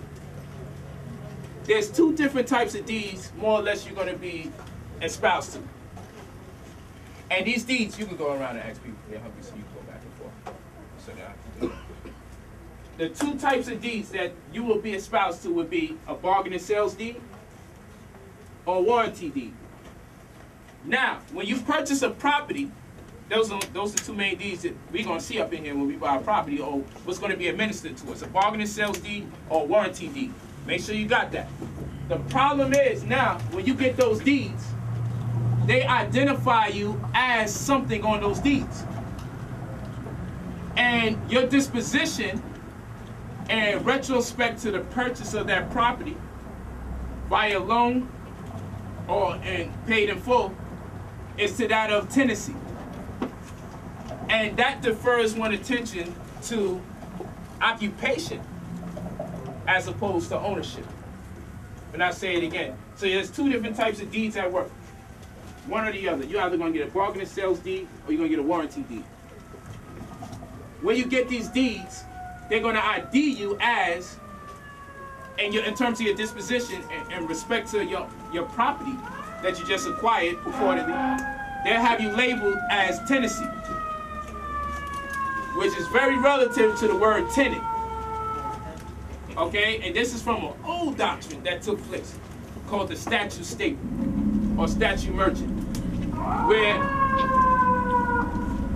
if you couldn't satisfy the debt, the mayor will come in and become a tenant of the property. All right, but in this particular scenario, you are identified as a tenant of your own property. Now, you done got the wine, you done got the flowers, they said congratulations, how does it feel to be a homeowner, all of that. But when you get that deed, they got you identified as a tenant. That you can't have. What the bank does is perfect their claim. What happens is this, let's go down. There's leverage now. We saw a pledge. Pledge is a formal promise, a security for debt. When we say security, we just identify the fact that there's some collateral. So when I say that you inadvertently pledge something, you inadvertently pledge your property. What do we mean by pledge your property? We mean that you have put up your property as collateral in a contract, saying that if I don't fulfill or meet the criteria of the lender, then I'll suffer the consequence of giving up the property. So you just made your property collateral. But people say, well, that's normal. You know, if you don't pay your bill, then, I mean, what's the big deal? You know, they take the property. I understand it's collateral. But what we don't understand is how deep this thing goes, right? So you have leverage, and leverage is what banks use. And banks leverage assets through perfected claims. You have to establish a perfected claim with the property. This is what you need to do. Banks leverage assets through perfected claim, provide credit or funds through speculative ability to seek a high rate of return. This is what banks do. Okay? Banks leverage assets through perfected claims to provide credit or funds through speculative ability to seek a high rate of return. You say, what does all of that mean? What is leverage? Leverage is, I'm going to give you this on the strength, because I believe this $10 thing right here, I believe it has, I'm speculating the ability for one to make money off of this. I say, you know what? I'm gonna sell this to you for $10. So I sell this to her for $10, and now she has this here in her hand, and she engages in conversation with somebody else, and a group of people start talking about this one thing here for $10, a group of people. So if this is the bank, this is the asset, and they perfected the claim. How? Well, I'm gonna sell this to her. She wants this for $10. This is what I'm selling it for $10. I sell it to her. She just pledged this to me. She just said, you know what? This is the collateral. I give this up if I don't meet your criteria. This is the playing field everyone thinks they're familiar with. But on the other end of things, I'm going to take what she owes me because she don't have all $10. I'm going to take that and use that as leverage to get me into a situation with this person here, because he got something over here that I need for $6. He says, yo, if you got $6, I'll give you this. So I say this, I don't even got no money. You know what I'm doing over here? I ain't got no money. I say, hey, how much money you got? She said, well, I got $8 towards it. You want 10, right? I say, cool, you owe me. Oh, pardon me. She says, I got $1 towards it. She says, hey, I got $1 towards this. I don't got all 10. So I say, you owe me 9, right? So can I tack on some interest? She say, cool. So I'm like, all right, it's going to be $27 plus. She got, all right, cool. Now, we don't realize that's what we're saying, but we say $27 plus. So now, I'm like, okay, I only got the note, which is a debt obligation. I only got the paperwork that confirms that she owes me $27. I'm going to use what she owes me on paper as real money. I'm going to leverage the debt. And I'm going to have a conversation with him and say, well, I got $7 right here because this is made up of 27 and a promise. And he's sophisticated like this, so he's going to say, oh, so we good money. But I just need a little interest too. So I'm bargaining with him. I'm using the debt to fund that endeavor. And at this point, the process of me doing this is called leverage. But now what this is called is hypothecation. That takes us to the next term. This is hypothecation. Hypothecation is when you can use debt as an asset. I can use what somebody owes, so long as it's on contract. I can use what she owes me to spend. I didn't even get paid yet. I didn't even get the money yet. She just promised me she could get this money. So I take this and say, you know what? Thank you. You only had $1. This is $27 that you now owe me. Yes, cool. Sign to it. Boom. This is my leverage. This is my bargaining tool now. So he comes here. I ain't got no money the whole time. But now I found a way to make money. I'm saying, look, I just got a promise of $27. Now, she gave me $1, but shit, what if I get 26 more? How about that? He said, man, you might get $26? Let me might get $12 from you out of that. Might get $27. Now, you see, this is all fraud. And this is why we stop foreclosures. Why? Because this means that she takes this, right? Take it. When she takes this from me, she has a conditional interest. That's what that's called. What is a conditional interest? We learned in UCC 9-105 in parentheses D that a debtor can only conditionally own, meaning they can never completely own, which means what? She's just a tenant of her own property. She's just managing the property. She may feel like she owns it if she's uneducated in this matter. She may even say, this is my can. But it's not her can. Oh no, she pledged this. Now I'm gonna show you how much more deeper this gets. There's the escrow agent now, or there's the attorney, the real estate attorney. He's real deep. He creates an escrow account for this. I gotta explain to you why this got tripled, why the value of this can got tripled, or just about tripled, or why the debt got tripled. This was a $10 can. I sold to her for $1 based on a promise that she will return 3 times the favor. So she only had $1 for this $10 can. I wrote her a contract saying that you can hold this can, but if things don't go right, you have to give up this can. She said, cool. But what we didn't realize is this. In order for me to give her this can, she has to be approved for a loan. That's how it works. She needs $10 to get this can. She didn't have $10. She only has $1. That's a down payment. But the only way I'm going to trust her with this can is if this can is actually paid for. This is where the confusion comes in. Because if this can is actually paid for, then she should own it. So why is she even pledging it and using it as collateral? That is the question. Now let's make this can a house. They say the house is $200,000. You know damn well the house ain't $200,000, but hey, you say, so what do I have to have this house? They said, man, you put $10,000 down. You say, I don't got 10,000. Yeah, you got 5? Like, yeah, I got 5. Put $5,000 down. We can get you this house. But we got to get you approved for a loan. What is the loan for? The loan is for $200,000. You can't get the house unless someone gave you $200,000. That's how this works, you know. What is the big problem with the situation? She never see the $200,000 that she was approved of. When you had a student loan, you got the money. And you bought a few sneakers you wasn't supposed to buy, a few shirts you wasn't supposed to buy. But you got the money.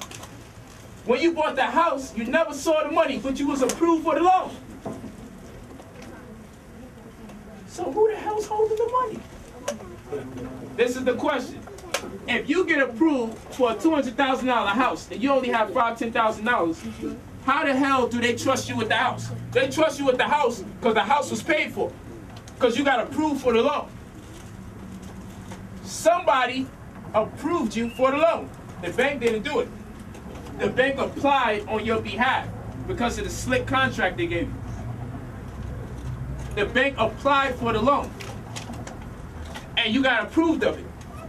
But they saw to it that the money never went to you, so they can keep being paid. So here it is, you got the $200,000. It should have went in your hand so you can pay for the house, and then it'd be free and clear of all encumbrances. And you just dealing with one person as it relates to the purchase of that property, just one entity. But instead, you never got the money. This is called hypothecation. This is called hypothecation. And this is a conditional interest. So now, yo, I'm going to give you this house that costs $200,000, but there's a condition. But they don't say that to you, do they? They don't say, you know what, you got approved for the loan, and someone gave you all $200,000.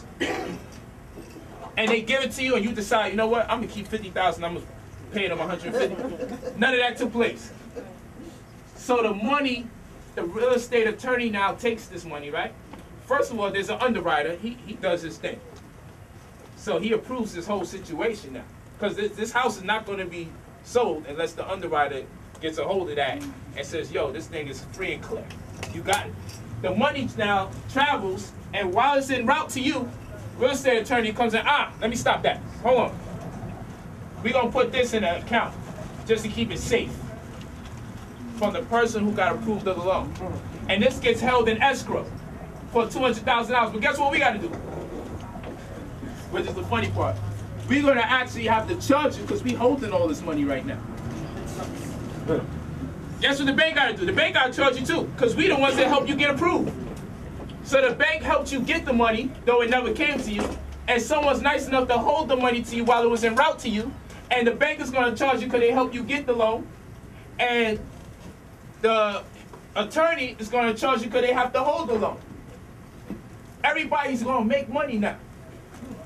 What's this called? Well, the attorney's going to do what's called a HUD-1. Housing and Urban Development. They're going to fill out a statement called a HUD-1. And they're going to go through an itemization of everything that they have to charge you in order to facilitate this process. This is an explanation for why we didn't give you the money that you was approved of to get the house. But we have to give somebody the house because someone was approved for the loan. So what we're going to do is make you a debtor. And what we're going to do is make ourselves the creditor. So what the bank does is this. I'm going to get you approved for the loan, and we're not going to hold the loan money, because then that'll be illegal. We're going to make sure the loan money gets held in an escrow. Because when you did this contract with me, you say you didn't mind being approved of a loan that you won't get the money for. So long as you got the actual property. And now UCC 9-105 in parentheses lowercase d is relevant because now you are a debtor. They say we're the creditor.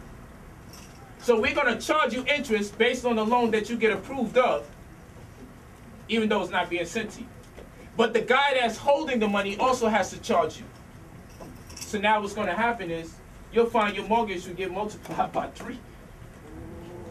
You say, how come my mortgage got multiplied by 2 times more or 3 times more? So all you did, you had a conditional interest, and that's what it says in UCC 9-105D. It says that a debtor can only conditionally own. So here it is. You can hold this under this condition, that if things don't work out, we can just take this back. You never saw the money that was used to keep this, so therefore you're not even entitled to this because you never officially finished the transaction. So now when you try to fight for your property, they say it's foreclosure. You're going through a foreclosure. You got to go through 10, 12, 15 different names. Why? Rehypothecation. Remember, hypothecation, in short, without going to the crazy terminology, is just being able to use debt to fund an endeavor, an investment endeavor.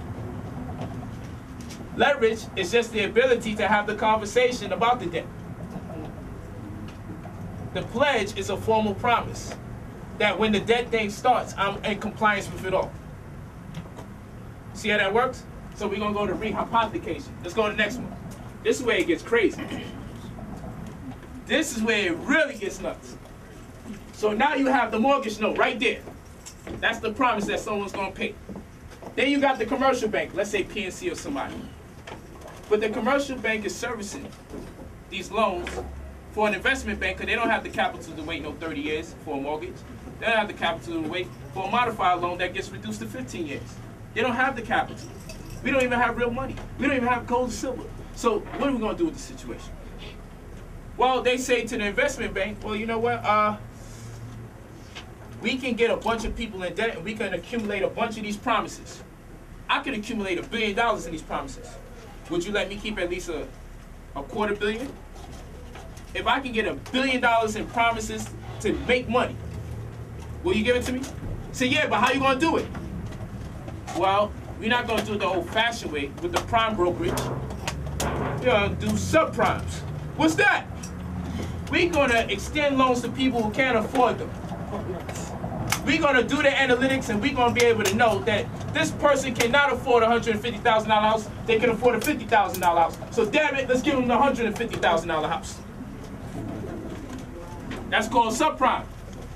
You don't have the credit to be approved for it, but we're going to approve it. Even if the bank has to pay for all your other debts, we're going to get you approved for this. We're going to fix your credit.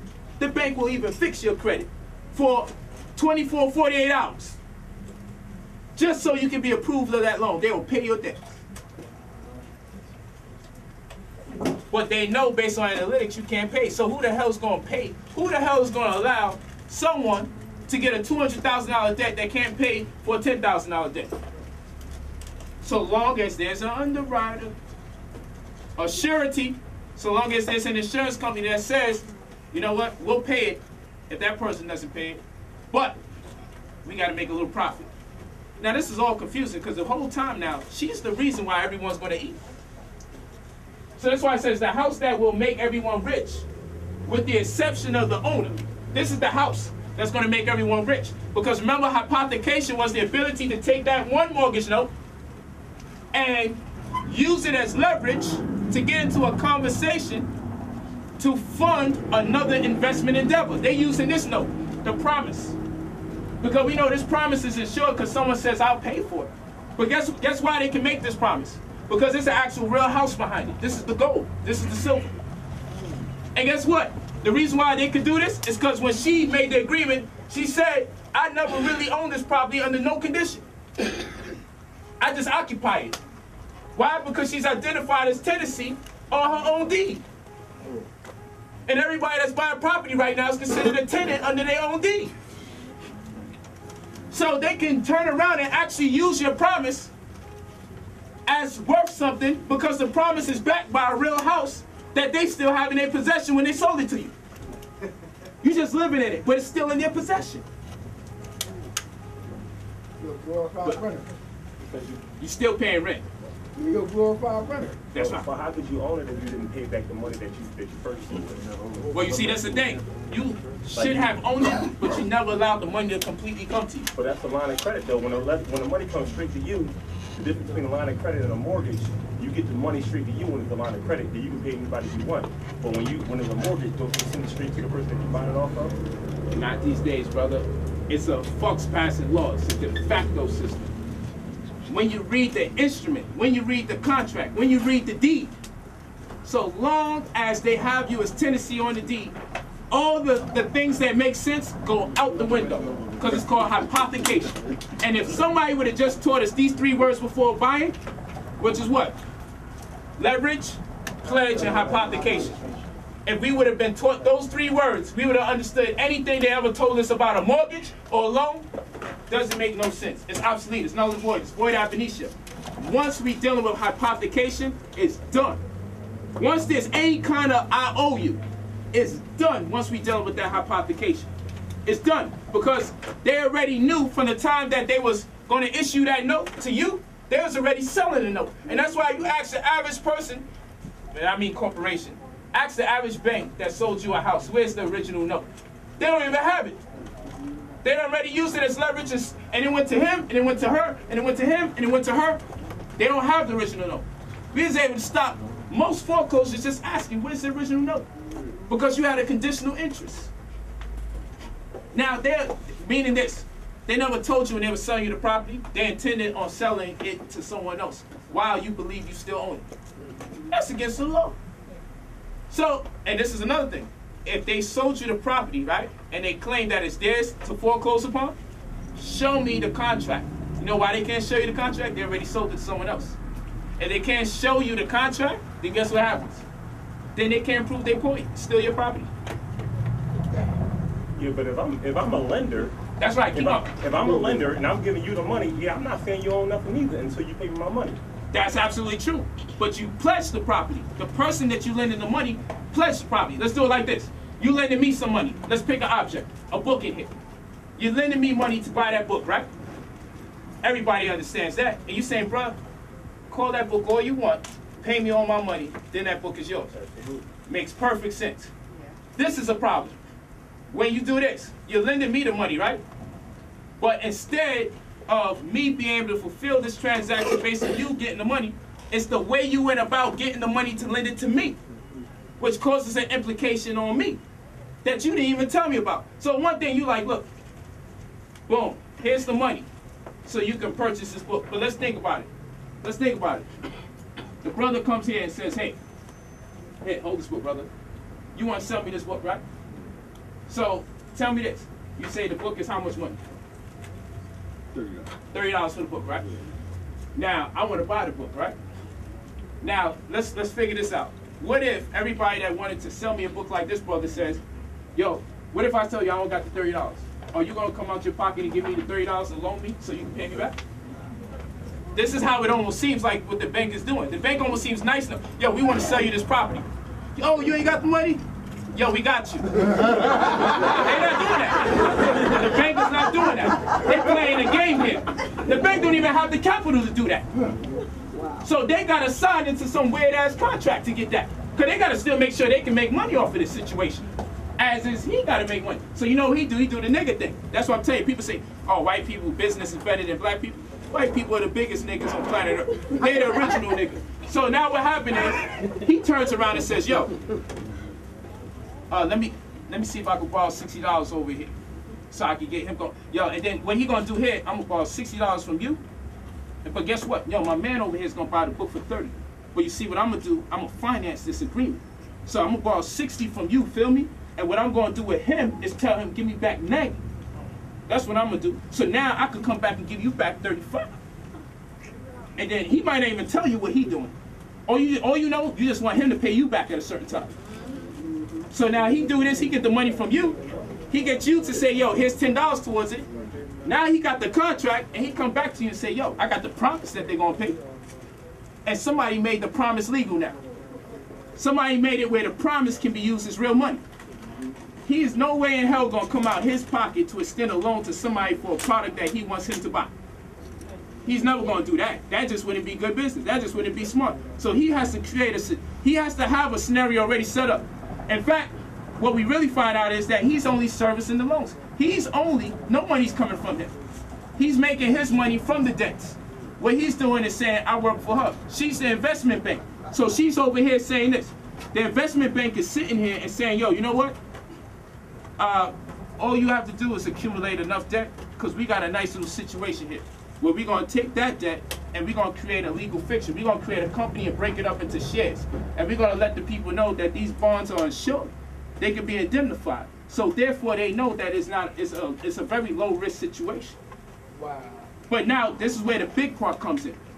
There's a domestic and an international interest. That's what we got to go into. That's why we say that now the property represents a security and rehypothecation. The security is posted with a prime mortgage as collateral with or because of a hedge fund. That's what's taking place.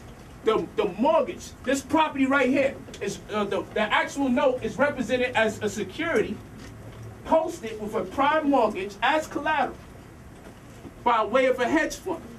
Now we know security represents that there's an agreement that if I don't pay, I give up the object. That's why it's called a security. There's collateral inclusive.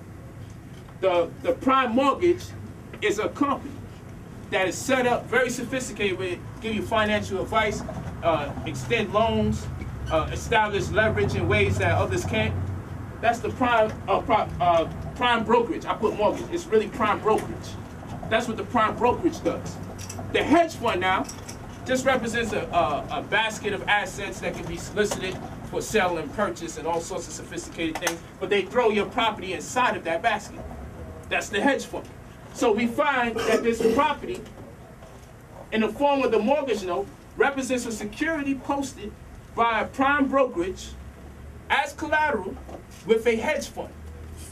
So this means they're taking your contract and combining it with other assets and putting it out there for sale. Meanwhile, you're sitting in here thinking this is your house. But you see, there's a thing that takes place that we don't realize. Let's go to the next one. This is where it gets real interesting. This is where it's most important that we got to catch up with. This is the same note. You see, that house is in color for a reason. That's the same house, but it's in black and white. You know, mortgage, mort, death, gage, pledge or agreement. You made a pledge of our note, and mort means death. Okay, this agreement is going to perpetuate itself forever. Okay, you have what's called insecurities, debt deficit, and net equity. This is what we got to really get into to really figure this out. Now, what happens is this. With hypothecation, you can use the debt at least once to get you into another investment. Everybody walking with me? You can use that debt at least once. You can use that note and say, yo, this person owes me $100,000.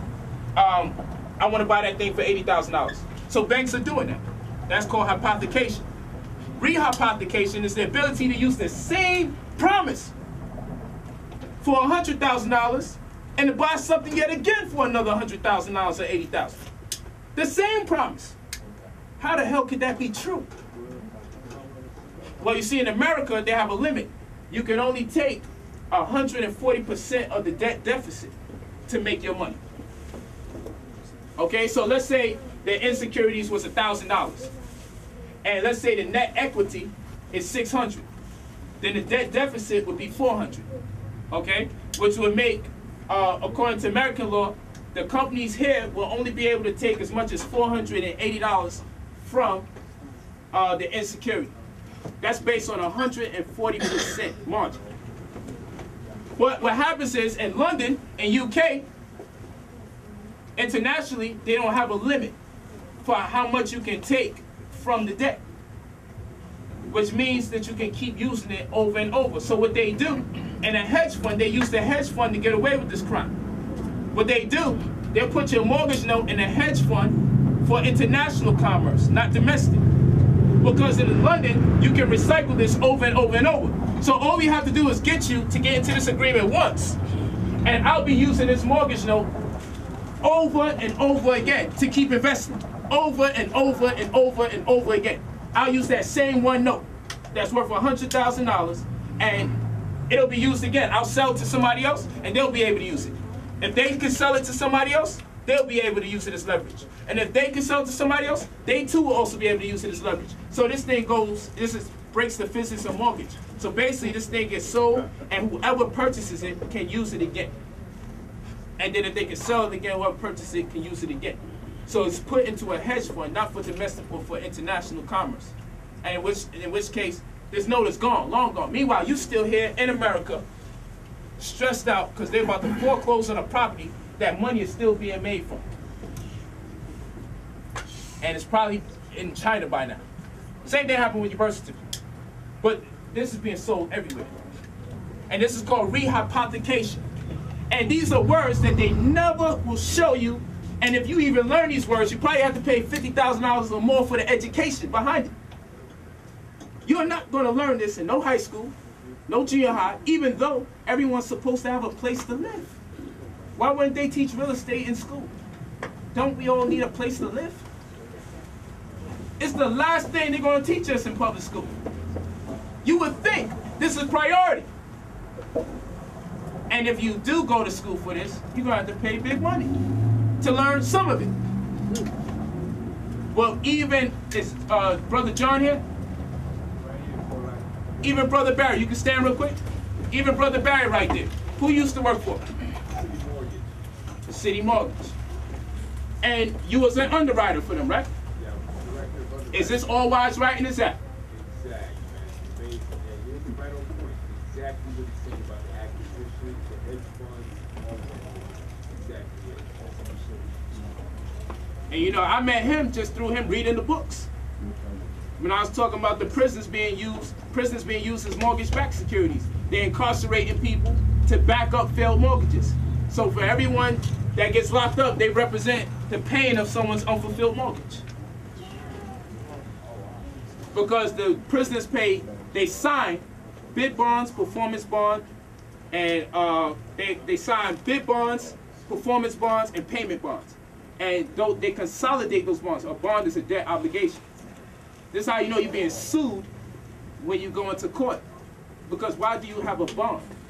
A debt obligation. Why do you have to pay someone? Why sentencing? Why you got to sign a bid bond, performance bond, and payment bond? They consolidate those three bonds and turn them into an MBS, a mortgage-backed security.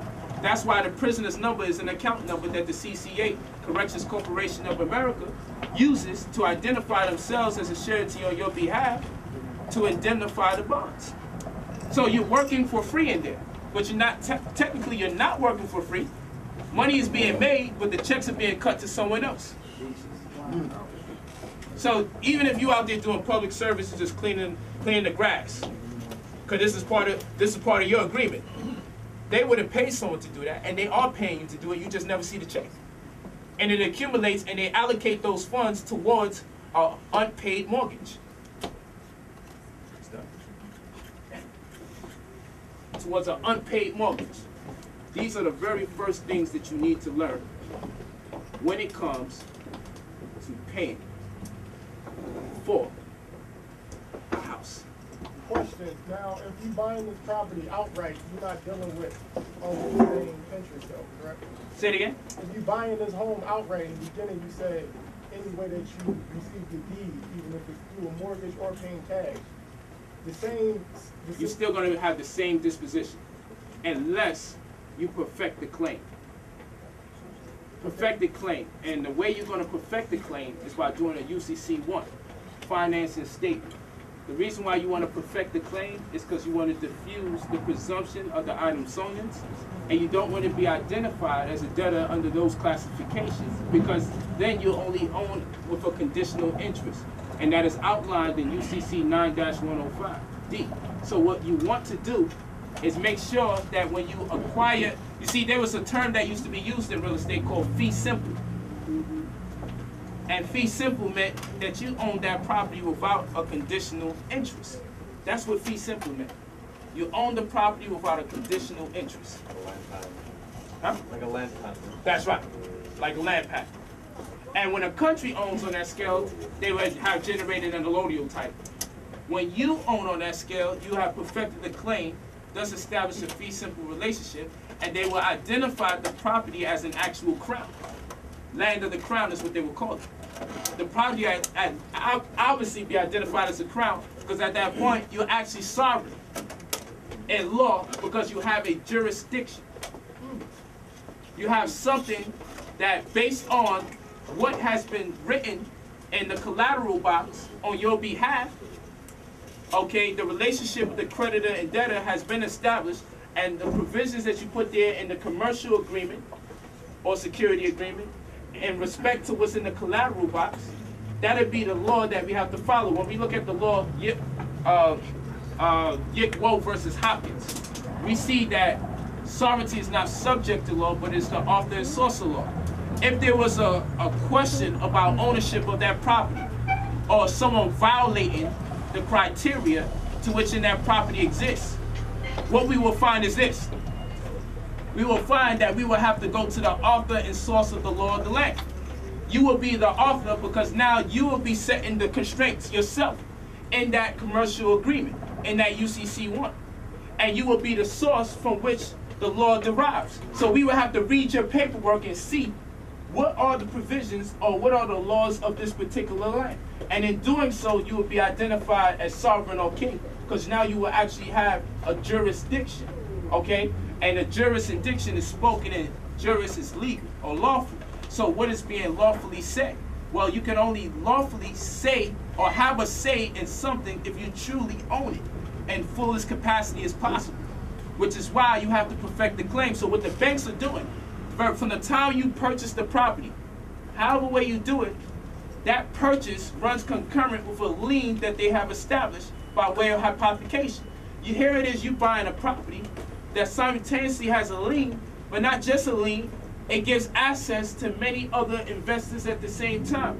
You figure, I'm in business with you, so I'm signing this contract and I'm dealing with the rules of engagement as it relates to this brother selling the property to me. Unbeknown to me, this agreement is with me, him, and people overseas. I didn't even know so many people had their hands in this property, because if I did, I would not even touch it. I didn't even know that my debt would be converted into an asset which would be used as leverage for the investment endeavors and goals of other people that would be selling the people short. Meanwhile, everyone else is making all this money, even at the end of my demise. Even upon my foreclosure, the original note is still out there being sold. And I'm looking for some money to remedy the debt, and y'all making money off the damn debt and can't send me nothing. And if you send me anything, I'm gonna have to pay all this interest. So this is criminal. So the purpose of doing this information or engaging this information is to, first of all, just see what is taking place, so you realize it's not even worth buying it that way. Because I know how it is out here. We say, man, they're about to give me a $180,000 house under these conditions. I'm with it. But if you understood the conditions behind the way they were giving you the property, and if you knew how much people had their hands in it, you wouldn't even want to do it. Not even a greedy man, not even a nonsensical decision-making person would do it if they understood the implications behind it, if they even understood that if they get in a situation, no one's going to give them money. But because of the situation, everyone's making money. You just can't access it. Because the way you bought it, you never had access to the first money in the first place, but you was charged for it in the HUD 1. And they even gave you a good faith estimate to make you feel good. They even turn around and say, you know what, this is what it should cost you after all the charges. And if you see a discrepancy, then talk to us and you can petition to get the charges lower. But that's corny, man. That's not what this is about. You know, I understand that, but my question to you Go ahead. was, what you're saying is, unless I'm missing it, I keep interpreting it as if you obtain a mortgage. If I bought that $180,000 house for $180,000, yes, you're telling me that the debt is still there behind. That's right. You don't own it. Okay. You still don't own the property even if you pay for it in full. Because when you look on that deed is going to say tenancy. how do you combat that after the fact? Don't you, it seems like it would have to be something that you would have to do before you grab it. That's right. That's called the status correction. That's what it's called. Status correction. But what I'm saying is, so suppose when you come to me, I'm like, listen, man, I ain't going to do all that, man. You want to do it this way, the way the United States is recognizing it, or we ain't going to do it. Well, you see, that's a very good comment. The United States does recognize it this way. But you see, the reason why we wouldn't recognize it that way, because we haven't been educated in how to conduct commerce or execute commercially in a disposition of a country. You see, in order for us to do this the right way, we will have to do business like we are a country as an individual, or like we are a big-time company as an individual. We're purchasing like debtors. The only reason the creditor exists is because of the debtor. The debtor gives birth to the creditor. So in order for this system to work, we have to oblige to it. If we don't oblige to it, then the system will become the debtor. And we become the creditor if they engage. But that's based on a status correction. We're purchasing under this system. This is not telling you to go against the American system. This is the international way to conduct business. But on a regular 14th Amendment citizenship concept, you can't obtain an asset unless you engage in debt. That's what debt wealth is all about. Okay, debt wealth is about, you want an education, everyone needs one. You owe me $30,000. You want a house, everyone needs one. You owe me $200,000. You want health care, dentist work, in case you get a crash, give me $30,000. Or let me take portions out your check for the rest of your life. So it's a debt wealth society. You ain't getting nothing from me unless you turn around and say you openly, willingly, and admittedly want to come into debt, consciously and unconsciously. Now, when you get from thinking like that, and you start coming to the secure party creditor paradigm, then you realize you don't have to subject yourself to that. Now, some people is going to have their trick knowledge, and you just move from them. But UCC is used international. UCC, even when you insure the property, we teach you to insure the property with American Title Trust or Gladiator Trust. Those are UCC companies where you insure your properties. Those are UCC companies. So UCC is not American, but it's uniform as it relates to how the rules of engagement in commerce world over. People in other places or other parts of the world who have this knowledge are using it the same way to establish perfected claims on their property, so they don't have to be subject to this illegal, atrocious paradigm to spending. Because we lose the second that, it's like buying a property and driving off the car lot, the value goes completely down. The second we drive off the lot. But it's like, yo, you know what, we still gonna buy the car. Like, when do you get a chance to pay for something that appraises for more when you leave with it? That's the creditor. When a debtor buys something, it loses value the second they purchase it. When a creditor purchases something, it has speculative ability. We went over that term earlier. When a creditor purchases something, it has speculative ability. It can be used as leverage into agreements. It can be resold even though it was bought. That's the paradigm of the creditor. Go ahead, my brother. Hey, brother, Polight, I just wanted to qualify what you were saying.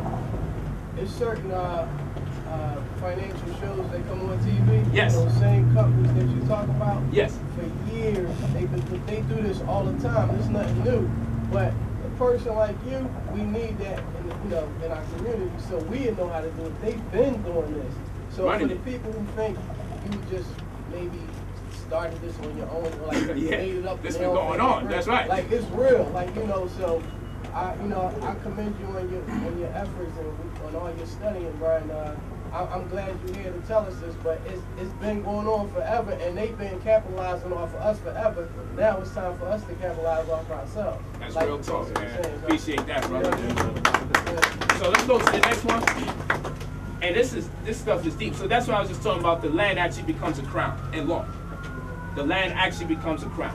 And you get rid of that whole foreclosure, home for sale concept that they be pushing on you. Let's go to the next one. And we talked about the trust. And of course, you get your status correction, and then you get your NC-SIP, your new covenant, sovereign, irrevocable private trust. Of course, we got the book Trust Me that explains that information.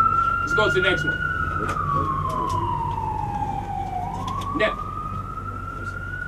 Okay, so we go into how to research and purchase land and houses for little to nothing and sell it for thousands. Let's go to the next one. Of course, that's the logo. I just wanted to make sure we went through that information. It's very important because that information gives you the incentive to engage the way that we're telling you to engage, because you understand the implications behind the purchase from the time you make the purchase. Yeah, you can press it. That. All right. Get this thing going. Let's go. All right. So again, this is the part 2. This is the follow-up. We had to go through that information. Let's go to the next one. We went over this before. The due diligence is an investigation or audit of potential investment. Material facts determined in this process. Of course, you see this information in buy the house, sign the contract, protect the asset book. You'll also find this information in introduction to the tax lien, tax deed.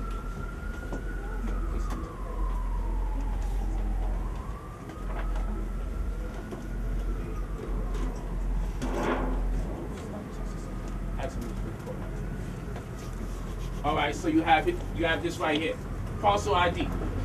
Parcel ID is synonymous with the terms block and lot, and it identifies an individual piece of property as to its ownership, assets, value, exemptions, and tax amount. So when you're looking up property, first thing you want to do is find that parcel ID, okay, which is also identified as block and lot number. Then you'll go to the county government, you go to their office, and you tell you just trying to investigate a property, and there'll be a computer right there, and you can plug in those numbers, and you can get the general information about that property that you need to know. Or you can pay somebody a great deal of money to do this, you know, and all they're going to do is type in those numbers and get a printout and then forward it to whoever it is that they have doing the research. Number one, if you don't know that, then it's just obsolete. You want to get your research on. You want to get a feel for this. So even if you're hiring somebody to help do the research, don't be in the dark. You understand what I'm saying? Get some information. Maybe double check whatever they're telling you with somebody else. You understand? Because the big part of real estate where people lose the most money is because the people investing have so little information. So you can pretty much be told anything at that point. Yeah, no? Yeah. Good? Yep. Great. So now we have assess value. Assess value is the dollar value assigned to a property for the purpose of measuring applicable taxes. This amount is usually 20% of the market value, and it includes overall quality of the neighborhood. I'm going to run through these parts. I wanted to revisit it, but we have this in part 1 of the DVD when we did actually here in Philly. This is part 2. But I just wanted to engage this for people that wasn't here, because I see a lot of people that wasn't here prior. So this is actually part 1 for how to buy the properties for thousands of dollars for little to nothing. All right, so market value, market capitalization, plus the market value of debt, also coined as the theoretical highest price of a buyer, willing but not compelled to buy, would pay. The lowest price of selling will take place, not compelled to sell or would accept. Equalization board determines the fairness of taxes levied against properties. Equalization ratio, a ratio of total assets value for properties in a community to those properties' true market values. This number represents the state or locality's judgment on how closely assets values match the market value. For example, an equalization rate of 90% would mean that, on average, the property in a community is being assessed at 90% of its market value. This data is on part 1. However, it's imperative that you realize how important the equalization ratio is. As we discussed before, if you were to go into the county clerk or the county government and you say, hey, I'm doing some research on this property, I hear you got some sales coming up, or I'm trying to figure out what's going on in this neighborhood. If you just, can I get the parcel number? You get some respect, but it's conventional. When you say, can I get the equalization ratio, they take you a whole lot more serious. Okay, that's not a question people ask. And that's a question people should ask. So you need that question. You need to ask for the equalization ratio. When you ask for the equalization ratio of the property, they're going to look at you and they're going to give you a whole lot more, and they're going to be more attentive because they're going to say, this person knows something, somebody sent them, maybe they're inspecting us, trying to figure us out, you know, but this is not the regular brother or sister coming in here. You actually doing some serious research. You need to get that equalization ratio. because it's fundamental to your research. Okay? And always keep in mind that the books work as satellites to this information. So what you don't hear now is complemented in the publications. If we miss something, I'm more than sure it is complemented by way of the tome. So that's how we try to do it. What we didn't emphasize in the publications is what I try to bring to the class to try to give it a full spectrum. Okay? Because you'll write it and then you'll be like, oh man, this would have been good information to put out there. Or, you know, in addition to what's written, we can also expound on this to try to give you as much information as possible so you can get it in without spending the $70,000 it takes to become a real estate agent or what have you, and to only get part of the information but not exactly what you need to get through this, okay? Because don't assume that they know all this information. They know part of the information, and that's good, and they can be used, if they're accessible, they can be used to learn more. I never undermine people who already know. They always can teach us something. But as far as the full spectrum of things, as far as the perfected claim, the default by acquiescence and all that information that we've been teaching, it's not the criteria of that curriculum to expound on these things to that extent. Because even the person going to school to learn this information is still considered a consumer at the end of the day. They're not going to feed them all that information. Some things are better learned just from experience, trial, error, and just talking to people mouth to ear. You get more information from that if you're in the right circles, okay?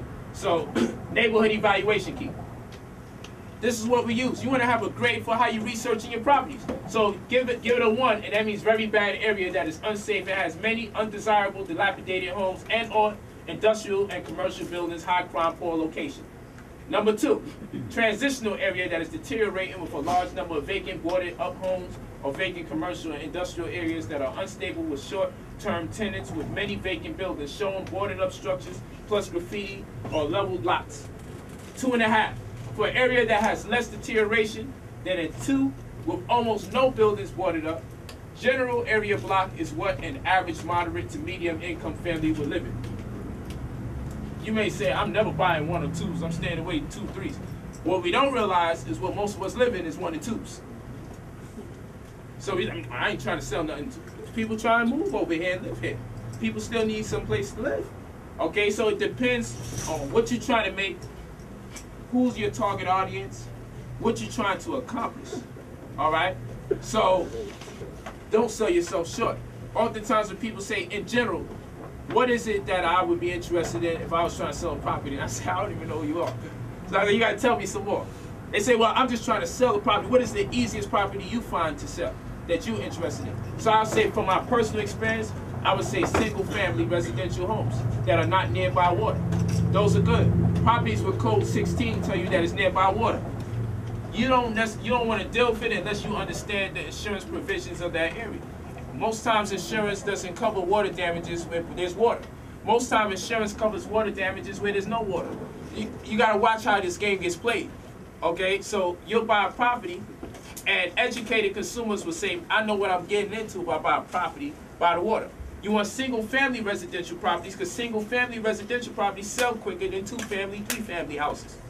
So if you want to get a quick flip, you try to get to a single-family residential, not by water, with a highly competitive school district, highly reputable school district. So what you'll do, you'll go to the local chambers of commerce, and you say, I would like a rundown of all the highly reputable zip codes you have in this community. And you'll start getting the demographic of the community. You'll understand what the crime rate is about, like in that community. You'll understand what the school districts are, and why you want to know where the schools are at, because when there's highly competitive schools, highly reputable schools, people tend to move into those neighborhoods. And with the comparables, you might want to go to the assessor's office to study the comparables. The comparables are the properties that are in or around the property you want to invest in. You want to study what are the taxes like with all the properties around that property, because you may be able to get the taxes lowered or deferred based on the adjustments that have been made to taxation in that community. There might be an implication on your property because a presumption being made that since all the taxes are this high for those properties, we might as well tax this property this high. You as an educated consumer have to go in there to see if you're being overtaxed for your property. This is not what they would call Moorish law. Not that I'm against people who call their studies Moorish law. I'm just saying this is not the black man rendition to studying the law. This is just business. This is universal.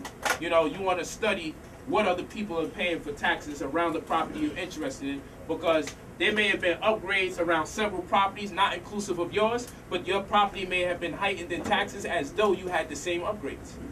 So you go to the assessor's office to find out, is this property being overtaxed? You don't want to pay it and then find out you've been paying too much and go through the rest. You don't want to be paying too much and never know that you're paying too much. Go to the assessor's office and find out, what are the taxes supposed to be out? Freedom of Information Act, they're going to give it to you. You got the right to know where everybody's paying in taxes next to you if you plan on investing in a property in that community or you actually already live there. Okay? So you want to go to the assessor's office for that.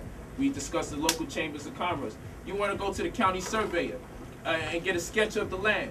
What if the property is built on top of a former gasoline station and the soil compromises the land? What if you buying a property that's not good to be resold? That takes place too. You buy a property, look real good, and then you find out the zoning rules say you can't only build what's so hot, or you can't even sell it back unless under certain conditions or stipulations. So you want to go to the county surveyor and get some information on the land. You also want to find out, what is this land going to look like 5 years from now? Sometimes I invest in a property because I'm thinking about what the area is going to look like 5 years from now. Because they might be building the mall 5 years later, which means that the equity is going to go up. Right now, the property being sold cheap. No one has a vision for it. But you can find out who's going to invest in that property, if anybody, 5, 10 years down the line. Would it be worth investing in it now? Yeah, it's cheaper now. Buy it now and just wait it out. Have patient money. That's where the real investments are at. Having patience. So you want to get that demographic sketch. You want to find out who may invest in it years to come. You want to do it just like that and say, you know what, I'm putting some money out here now, but you know what, it's worth waiting 18 years from now. Because guess what, 18 years from now comes very fast. And 18 years from now, you'll be thinking about 18 years ago and saying, I should have put that money up. I had that money. But now there's all the properties over here since the stadium came in the community, that went up to 8 times the amount. And people are trying to buy it out as soon as possible so they can create these stores or whatever. I buy empty lots in areas where I know they're going to be building there 8 years from now. Because I know the lot, based on the zoning rules, is in the way of what they want to build. They're going to purchase it from. It's just like the internet. Internet is real estate. A URL is real estate. You say a website is real estate? Yes. I purchase names for websites all the time. Why? Because there's times where somebody comes up, big-time companies, mediocre-sized companies, they turn around and say, our name is AML.com. But guess what? They try to find the URL, and someone like me purchased it. They looking for the website. There's not even a website. I just bought the name for $2. I just took it, kept it. Why? Because if they really serious about their business, they're going to pay. If you were to pay for a 2chains.com website, then when 2 Chains blows up, he can't have the 2chains.com. He got to have 2 chains. You see what I'm saying? So he better have 200,000. You know what I'm saying? You know, so you want to make sure, that, because you might want to do that. You might want to just invest in a couple names that you think of that's not used, because it could become something. Just sit on it. It don't cost much. Just buy a couple of them and leave it there. The internet is real estate. Somebody's going to want to buy that to build around that name or thing. It don't cost nothing. What are you saying, buy a URL? That's what you're saying? Yeah, well, you know, you set up a site and buy several domains. GoDaddy.com. Yeah, just go in. Just go in. And just think of names and just put them up there and save them. Don't even build no site. Just keep them. I have Imam Obaba. He had AIM, African Islamic Mission, Dr. York's older brother. And the toothpaste people needed the website, so they purchased it for him. So now he has theAIM.com. He made his first $1 million from that. You see what I'm saying? So, because if you're a big-time toothpaste company, what's some little black man over here, Mexican, this little guy here making only, what, $10 an hour? I mean, come on. You know how much money we're going to make from this? Shoot him a little $1 million. He'd be like, whoa. They'd be like, man, that's nothing compared to what we doing. We hit. You know, Heinz Ketchup just was bought for like $24 billion. Heinz Ketchup. They just bought that. They got bought out for $24 billion. Who would think ketchup be worth $24 billion? This just took place last week. You feel me? So these are things that make you think and go, damn, I need to start putting my ideas several different places, and it don't cost nothing really. The ideas that cost a lot is up here. All you have to do is have a good idea and say, that's a good idea, let me invest in that. I invest in stars. People say, you invest in stars? What do you mean invest in stars? They need the stars to be named so they can catalog them. If something never takes place with the star, before they can publish what took place, they have to ask permission from the owner of the star. So you can purchase buying stars in the sky. You know what I'm saying? Because there's so much of them, they just want to categorize it. And you say purchase stars, the white man don't own no stars. We ain't going that deep. We just saying there's an opportunity to have something named after you up there, and then it be registered, trademark, and everything. And if something ever happened to it, before they can publish any information about it, they gotta get permission from the owner, because it's named after you. You see what I'm saying? It's just crazy. I'm telling you, I'm a beast with this. And they say, so why you move out the neighborhood? Because I gotta raise my children better. You know what I'm saying? It's not y'all say, but we all know some crazy ass people out there. You know what I'm saying? And when you raising your children, and missing the Pampers being thrown out the window and people pissing while they walking down the street, you like, yo, I can't have my children around that. I come in because I'm like, this is sports, and we want to draft pick the righteous people. Say, yo, set a higher standard. You know, many of us, I know I was brought up to at least get a high school education. I wasn't told at least own a basketball team. I was told at least see if you could play for the NBA. I wasn't told own the team. So we get taught low expectations. So I said, I would come to the community and say, man, let's raise some expectations higher. You don't have to settle for less. And we so intelligent, we do things that if people only knew what we do and what we think, they would have made money off it a long time ago. We just lacking a little resource and a little opportunity. But we can make opportunity from a good idea. All you have to do is just stick with it. I'm telling you, if half of us just gave up ideas that we be having, it's so unique that they even got companies now saying, we'll buy your idea. Because they don't really got no real ideas. You know what I'm saying? The creativity comes from when you are restricted and you just want to get out, you start thinking of things. When you're under pressure. When you're not under pressure, it's hard to be creative. When you're under pressure, you be creating stuff. You got for your own entertainment purposes. You be creating stuff. So the knowledge that they're looking for, they're always around. You'd be surprised. You'd be on the train or on the bus, and somebody be like this, looking over your shoulder, trying to read what you're reading and see what you see. Because the ideas are amongst the people here that are aspiring for more. But some people lost their zealousness for creativity because they have so much.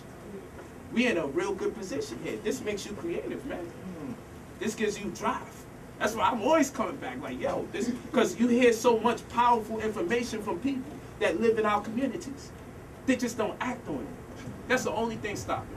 Go ahead, my brother. I was going to say, you know, they sell real estate on Mars. That's right. That's true.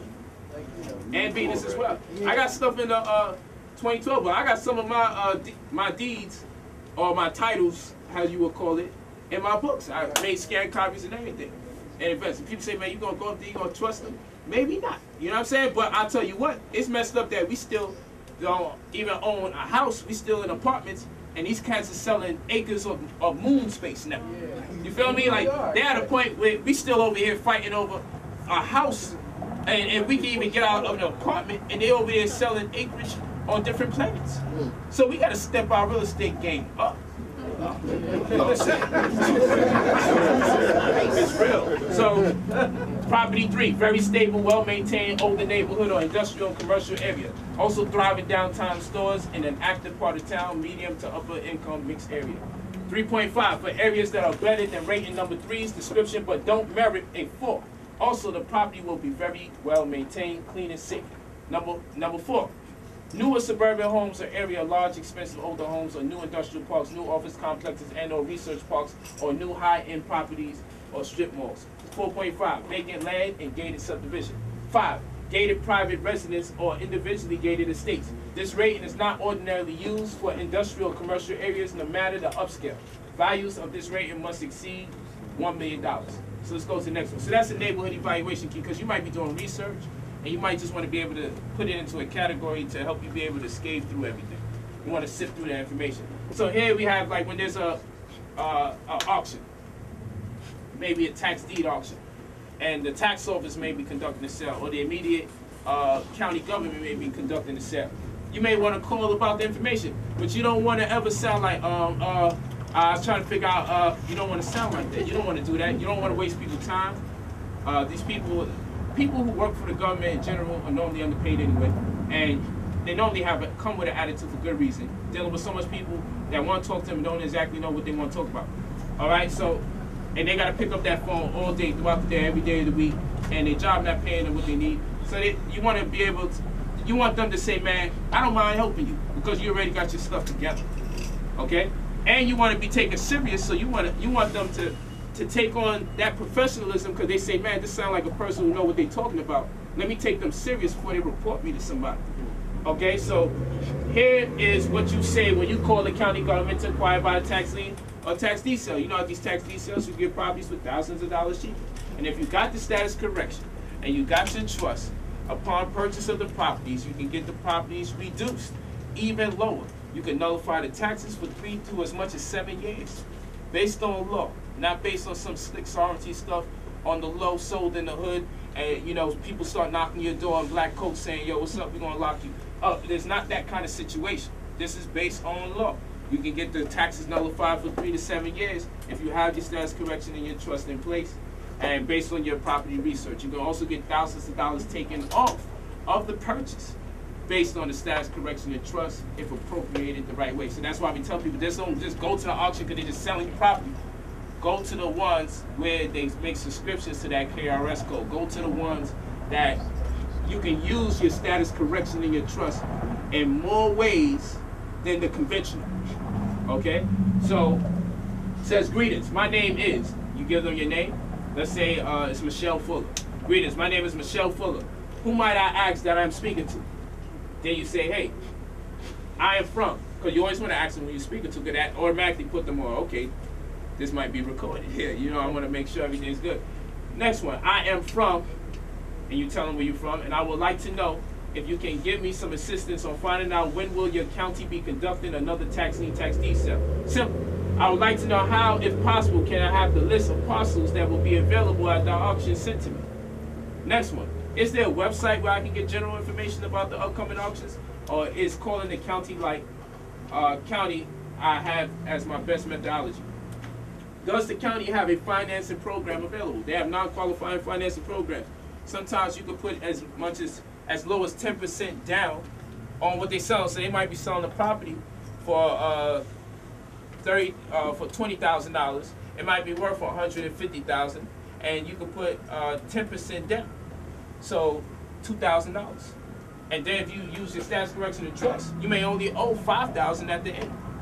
Okay, so you want to ask them because they're not obligated to tell you. You gotta ask. You gotta know what to ask. You gotta know. Do you have any non-qualifying financing programs on behalf of the government?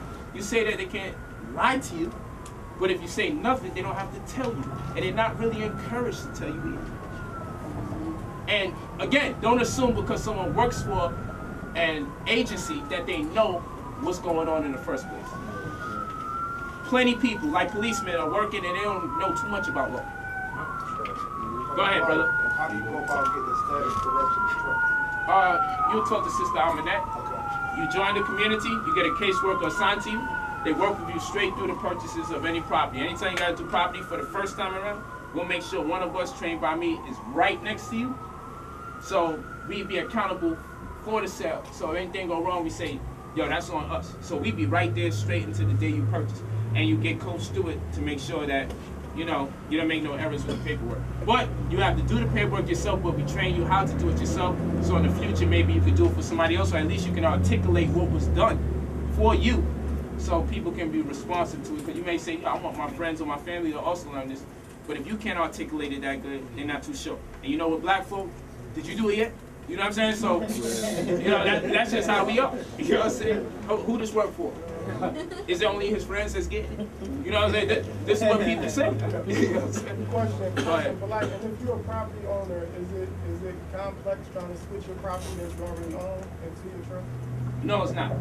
But you'll have to go through a separate type of process to get it done. It won't be reminiscent to that of the effect of what we talked about earlier on. But it's going to lead to the same conclusion, so you can have a perfected claim. But you'll have to do it a different way. But you're still going to use the status correction and the trust.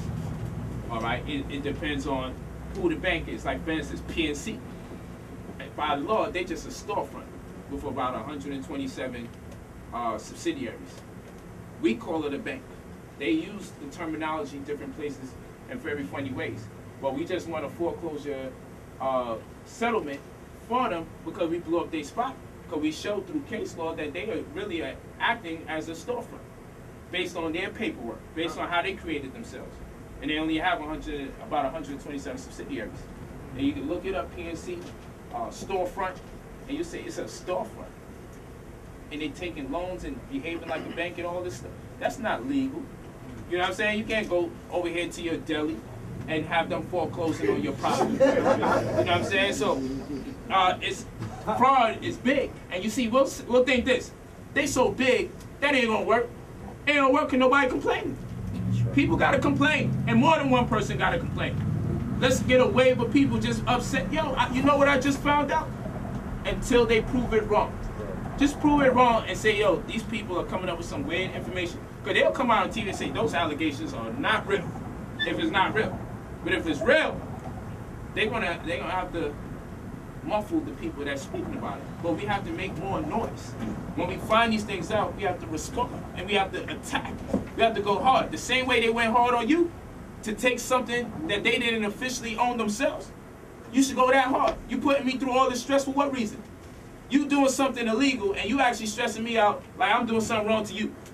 If you engage in commerce with me illegally from the very beginning, then there's nothing I can be doing to you that's illegal or wrong. That's just law and common sense. There ain't no way in hell you got me into the agreement illegally. If you found out that the agreement was illegal, most people wouldn't pay anyway if they found out something was wrong the first time. If I'm owing him money for something that it ain't exactly what I thought it was when I first started paying him, then you damn right I ain't paying you no more. And matter of fact, I want my money back. And you know what?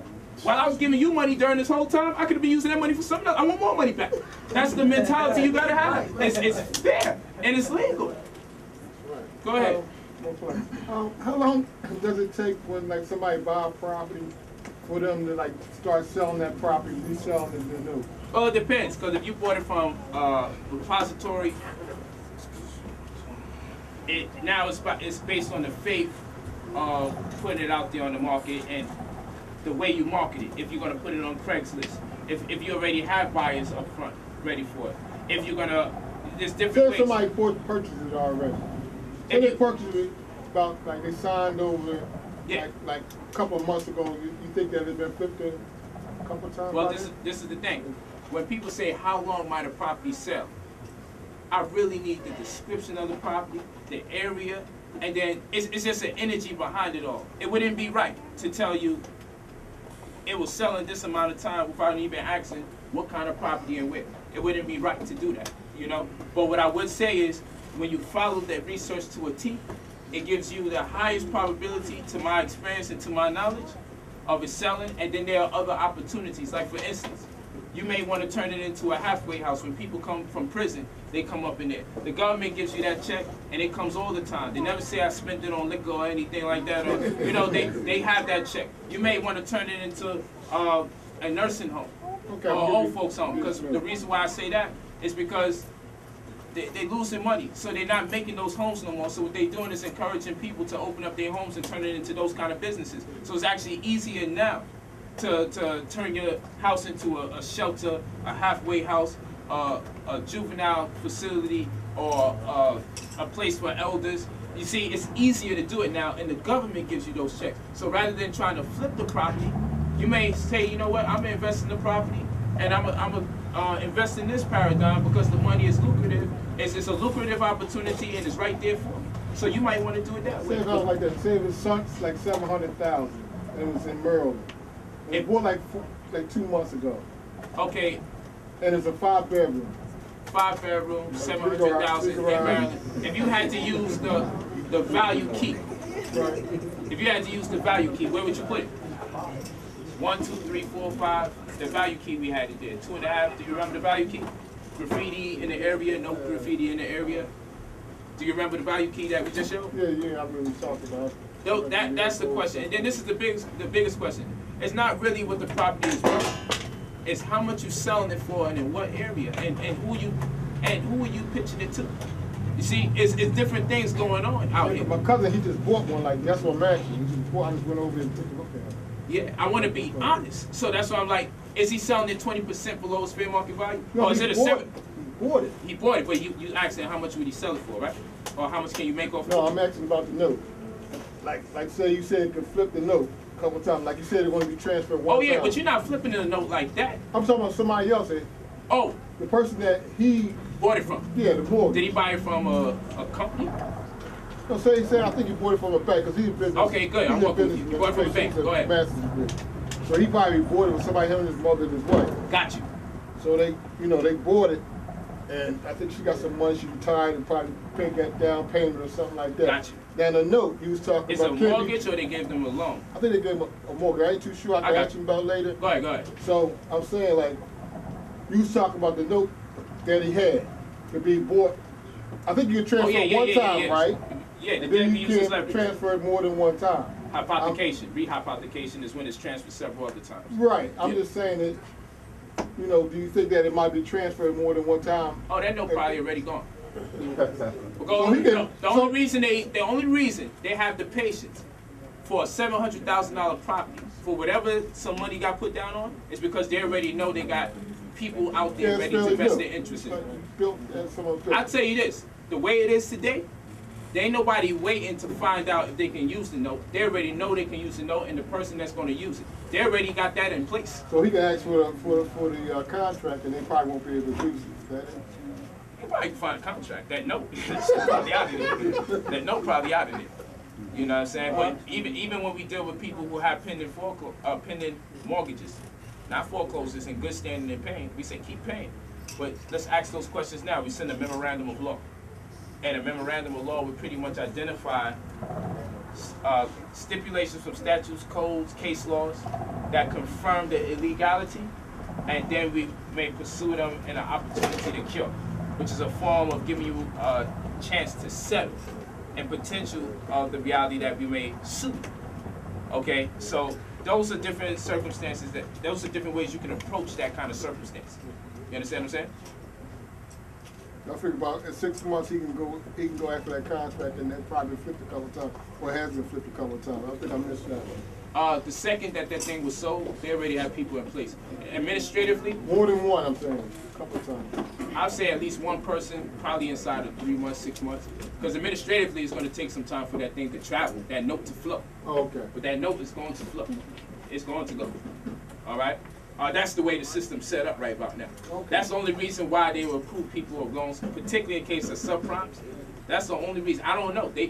Your family probably had good credit standing to get into it in the first place. So it'll probably go through a different stream of illegality.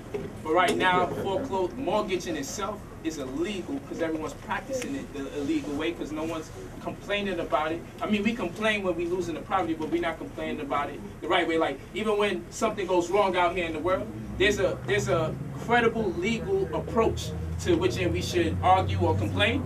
But we may put up a YouTube or Facebook page. A brother gets shot 50-something times, and we'll go, they just killed another one of us again. And we'll do this on Facebook and YouTube everywhere and expect change. But that's not the venue to change things. That is the venue to incite the idea of change. But when we use that medium to actually change something, then we may fall short. So what I'm saying is, when it comes to the property situation, the way we approach being angry is not effective. But there is an effective approach towards being angry, all right? Or in light of being angry, we can have an effective approach about it, to which end that we can get some more results or better results, all right? So I'm more than sure. I don't know for a fact. I'm not in that situation. But from what I do know, in the consistency of whatever I see, I haven't seen something that wasn't illegal yet. Because the idea of mortgage is illegal based on the security instrument that they call the Constitution. The idea of it is illegal because of the companies that are in control of it. The idea is illegal because of the stipulation of a conditional interest. The idea is illegal because they're not giving people full disclosure on what is taking place life after you sign the contract. That is illegal. So I haven't seen one that was legal. And until I do, I have no confidence in it no more. And we help fund our own oppression when we engage in those mortgages. Because so much money is to be made that in turn gets reciprocated and represents the funding of guns and drugs in our community. That money gets used for that. Okay? Not all of it, but one can surmise that if you're going to do something illegally to get money, you're going to do something illegal when you spend it. That's just logic. That's how it works. You see what I'm saying? So, I mean, we're not going to be righteously spending money after we, like devils made it. It's not going to work like that. So, in that logic, that our recourse has to be something to diffuse that liability. We have to see how we funding our oppression, because what we can do is say, you know what, then I'm going to stop all this BS straight, and I'm going to just own my joint straight off the back. And that's what we're teaching people to do. Just own the property straight off the back. You know why? Because it's impeding on your ability to be spiritual. It's calcifying your spirit because you got 30 years of paying for something physical on top of your physical phone bill, on top of your physical car note. You know, these are cars, these are phones, these are houses. Something got to give. Let's get rid of that 30-year thing, because I can't spend 30 years of my material existence funding some other material that at the end of the whole thing, I'm still a tenant, and even when I pay it off. That's just insane. And by the time I get to appreciate it, I'm on the way out, according to the lifetime expectancy. Wait a minute, when you say you're a tenant after you paid it off? Yeah. On the deed, read it. Tell them read their deed. They're going to be identified as tenancy. Read your deed. You're going to see tenancy. What kind of deed you got? Bargain sales, warranty? No, I own. Read the paper that says you own that property. Read it. And look for these key words. Take this DVD and look for some words up in there that get you hot. So I have to transfer it into another entity or something? Yes, you set up you get your status correction in your trust. It's a shame that most of us is buying things out here thinking we own it. It's a shame. They guys walking around here like, yo, this is really my property. It's a shame. A property that is a crown or has in a trust, are they not to be affected by eminent domain? Not at all. Okay, so eminent domain cannot affect it. Unless somebody is imposing their will on you, not at all. That has to be a construct that's imposed on you, forcibly. It has to be forced on you. But as far as law is concerned, no. That's null and void. All right. So we also have here, where will the auction be held and how does one go about registering? What type of title or property will be issued upon purchase? What form of payment is the most conducive? Is the auction a premium auction? Bid down the interest of other format? And then you close respectfully. Reason why all this information is so very important, again, is because of this. If you are the one with the perfected claim, as in the case of the bank, then you are the one that can use this property as leverage, the equity. But how you're going to do it is you're going to retitle the property to your trust. You're going to do everything the bank does, but on the legal side of things, in your own and rerum natura, in your own form of natural existence, in your own confidence in nature. You are going to play the role of the bank. You are going to use the equity of that property, and you're going to use that equity as leverage, and you're going to make your trust out to be something that represents a revolving line of credit by retitling the properties to your sovereign irrevocable private trust, which is protected, or best represented, I should say, in Article 1, Section 10 of the Constitution. You have the right to private contract. No third-party medium has to come in and get that information. So, this is an example of property summary. What I'm going to do, I'm going to throw it on the DVD so you can see it and overlay it so you can see it more closely, because I thought I was going to have a projector screen today. So I want to make sure that you can see this information. Because reading through each and every one of them is not going to provide the imagery that we need while I'm speaking. So I'm going to speak over it and just give you an example of property summary. Because with the property summary, we have a sketch of the square footage of the property, and we give you a synopsis. Dwelling type is detached with 5 rooms, 1 bathroom. We give a whole synopsis of it. What the equalization ratio is 1.80, the equalization ratio. So that's, 1.80, and that's on a per $1,000 increment, which will be explained. And what this will do, will help you, it will teach you how to investigate the properties and what you're trying to invest in it, and how much you're trying to yield from the investment. You need to have all those things in mind. Sometimes we just come up on a good amount of money and we just invest it in some property and hope that it sells. That's not the way we want to do this. We want to have it to a mathematical science so we know exactly what we're looking for. And the main thing we need to do is find a way to get you to buy the property for $500,000, $2,000 when it's worth $80,000, $100,000, $120,000, so you can afford to sell it 40% below its fair market value, where people have no choice but to purchase it. After the research, and when you understand that demographic and what people are interested in, and then you purchase it for a certain amount of money because you use the real estate and tax benefits that come with the status correction of trust, you're in a perfect situation. You understand what I'm saying? So it's putting it all together. Now somebody say, man, but I just paid one of y'all to do it. Could that happen? We say, cool, but still study this information because you can help in the research. Maybe you see something someone else didn't see. Always take the opportunity to educate yourself. And anything that you put your money in, always take the opportunity to do it, all right? So that's why you'll hear me say, I want to make sure that I ain't saying yes or no to something while giving it thought. I want to make sure I'm being perfectly honest with it. I don't want to tell you yet, like, you know, you just join communities. You say, so will I get this inside of this month or that month? Yeah. Just give me your money. And then now you come back and you say, man, but nothing happened yet. You don't want to live like that no more. You want to make sure that you get the results that you are looking for. All right? So, and then you'll take the pictures of the property, and then here I'll do a audio over this because there's certain things you want to look for in the property. You want to look for bricks on top of the roof on the property. Why? Because when bricks are put on top of a roof, that means someone's trying to stop leaks from coming in. That's just the old-fashioned way to stop a leak.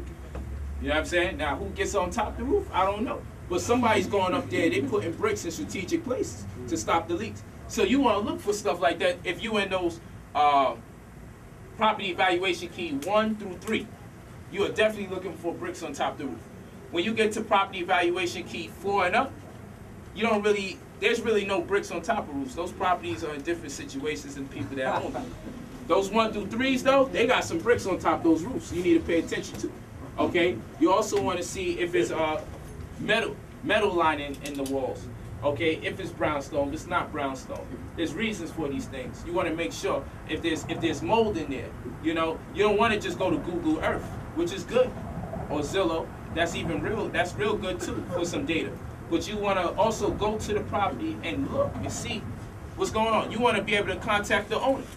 Before I purchase these properties, I call them because I find out who the previous owner is, and I try to see if I can get their sentiment on the property and see what's going on, why you letting it go. If I see that this property has been unattained for 3-4 years, then I know for sure I gotta go. If it's the nature of the situation tells me the expedience of me going over there and check it out. Because if the property has not been attended for 3-4 years in an area that takes in a lot of snow, then I know automatically there's gonna be some damages incurred that I don't have to pay for. I may not be able to see it, but I know since this property was not occupied for 4 years, and this place gets snow badly, like New York and Philly, then I already know 4 years of that and no one attending to the property, I ain't gotta see a picture. I know what I'm in for. So now I may have to repair this thing a little bit to sell it back. You gotta take that into consideration. So you wanna ask the right questions that we're not really trained to ask, we're not even trained to do this stuff ourselves in the first place. So these are the things that we would explore as well, because you're gonna get it for a cheap price. But I'm so in tune with what I'm doing. I'm like, not only do I want to get it for a cheap price, I want to see if I can limit the work and the money I have to put into it. I'm just trying not to spend nothing and trying to make as much as I can make. I'm not gonna be cheap if it's a good investment, but you understand what I'm saying, okay? And then last but not least, you'll also invest in these properties to pull out the equity. If I can show you how to get property for $1,000, $2,000, $3,000, and the property worth $100 grand after you invest $2,000 or $3,000, you surely should know what to invest in. Okay, I've invested in subways and North Carolina, you know, Greenville. Why? Because when I got my $80,000 flip, I was able to come over on a deal for a little over $35,000. Does me good. Does me good. You know, now I don't eat everything in subways, but you know, it's a good route when people trying to get some gas on the road. It's one of the best franchises because they help set up things for you. They promote, market for you, even help you employ people. They're one of the more friendlier franchises. Also, the $10 store is a real good franchise, especially for our community. You know, the sisters go in on them $10 spots. You know what I'm saying? They come out looking like superstars. So, you know, $10 spots is a good franchise, and you can spend like $45,000 on it. So if I can show you how to get a property for $1,000, $1,500, $2,000, the very next day from you getting the deed, I can have you go to like a Wells Fargo. Wells Fargo will give you the money the very day, next day. If you bought it 12 noon and the bank's still open, Wells Fargo will give it to you the same day. That's how shady this whole business is. You can buy a property that's worth 80 grand and pay $2,000 for it. So long as they see you got the deed, boom, they'll give you 65, 70% of that $80,000. If you just got a 600 credit score, if you even just got pay stubs going back 6 months and a W-2 for 2 years. You got W-2 for 2 years, pay stubs for 6 months, first, last name, banking statement from a different bank aside from them, and you also have an account with them. That combination of information, they'll give you the 80 G's, the 70 grand. You only paid $1,500, $2,000 for the property, but it's worth $80,000. They'll give you $65,000, $70,000 same day you bought the property next day. Now you got 70 grand. Now look, you can't even borrow $500 from a friend. You can't even borrow $50 from a friend. But you put $1,500 up on something that was worth 80 grand, and you was able to get $65,000 back. You got to know how to play the game and flip this money. They'll put it on the card, and boom. And the card will work like a credit card with lower interest rates. You got to know how to go in, man. You got to know.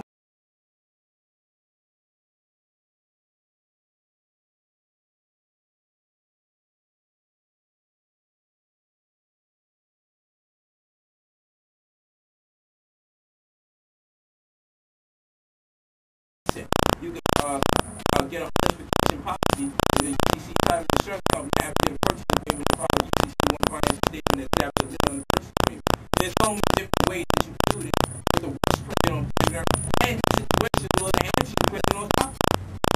Because if it's on the credit report, first of all, if somebody gives you a loan, or gives you something,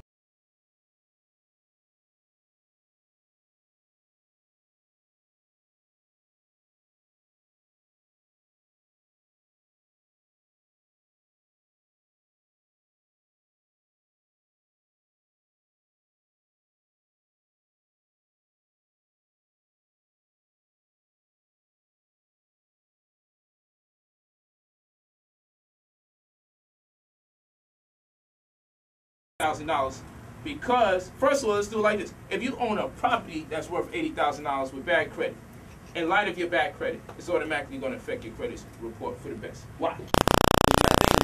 You say, yo, you know what? This person owns the whole property in full. They're not a liability. You paid for the whole mortgage. It don't come up, oh, they use their status correction in their trust, and they really bought that they really bought that shit for $1,500. They ain't spent 80 grand. And nobody's doing that. No one's sending the bank that report. All they know is that this person paid for the property in full. That's all they know. Here they got a $100,000 property in full. Paid for completely. That makes you look good. You did that with $1,500. You do it again with another $1,000. You just keep doing it. Then it's like, yo, he owns all these different properties. Now you can even help use it as leverage to get you into a conversation to diffuse the debt. Because now they'll talk to you and say, yo, can we get a percentage of the note so we can do our hypothecation? You feel me? And I'm serious. You have a good conversation with them. Because it's yours, you own it. So now you can play games. I'm telling you, this is actually true. You can actually play games. And you can start knocking off some of the debt if you can allow them to manipulate it. It's ways out the situation, man. It's ways. You need to be in that conversation and get yourself back in the playing field. Because many of us, once our credit got shot, we felt we got shot. Because there ain't nothing else we can do after that. Go ahead. Go ahead. Let's go to the next one. We are mad. Yeah, so of course you have inequity, debt wealth, or asset wealth. Come on, baby. Go ahead, it's okay. Did black people create white supremacy and kill them with paperwork? Here are the templates. That publication right there, if you're fighting foreclosure, if you're fighting summons, I got the templates right there. It tells you where to put your name, where to put their name, and who to mail it to, their address, and everything. And you knock those things out. It's right there, all the templates. And if you have a question about it, you just call the number in the back, call our office. They give you some assistance. But those templates are right up in there. Only thing I didn't put in there that's going in the next one is the vaccine exemption form, because that's very important to me, because parents got to stop being intimidated by the school system when they know that those vaccines have harmful products in it, like dead baby fetuses, formaldehyde, mercury, caterpillar eggs, and the likes. We don't need to give that to our children. And how can I take care of that now if I'm a college student and I'm required to take the vaccines? How can I be able to just connect with Sister Aminette and get our contact. You know, that stuff. They got a funny way, like, yo, we'll give you this education, but we want to drug you up so you be doing this like 5 years from now. You feel me? Because that's the whole thing, is to pacify the masses. So we won't know 10, 15 years down the line, we've been affected by those vaccines. And this is why it's so difficult for you to break down conscious information to people in your community. Because they already been vaccinated, they're already affected. And the effects come 10, 15 years later. So here it is, you try to say something to make sense to them, it just don't register. But they already been impacted badly based on the diet and the vaccines. So again, I want to thank y'all for the love and the support.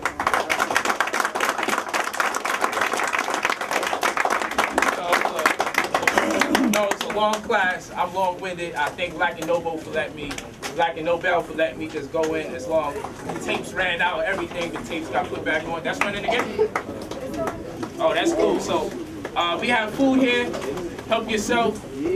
Get that. The sisters be here to help you help yourself. Last time I said help yourself, it was ugly. Peace. What's your name, brother? Jesse. Jesse. All right. You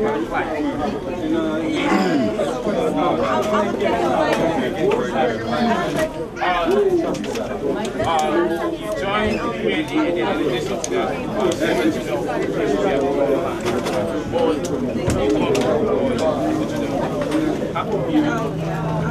because some people may need to talk to you about membership. If you're interested in joining New Covenant, you will go to Sister Raed.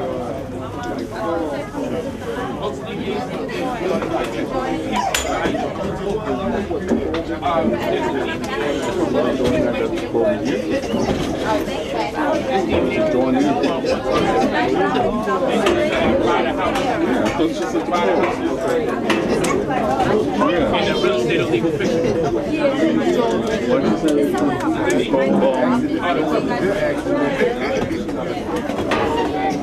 Yeah. No. Right there.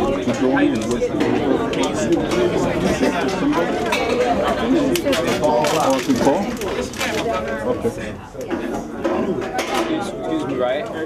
Yes, sir. You got it.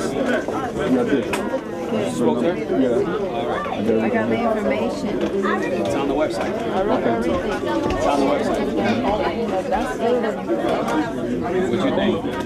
That's good, very good. You know what?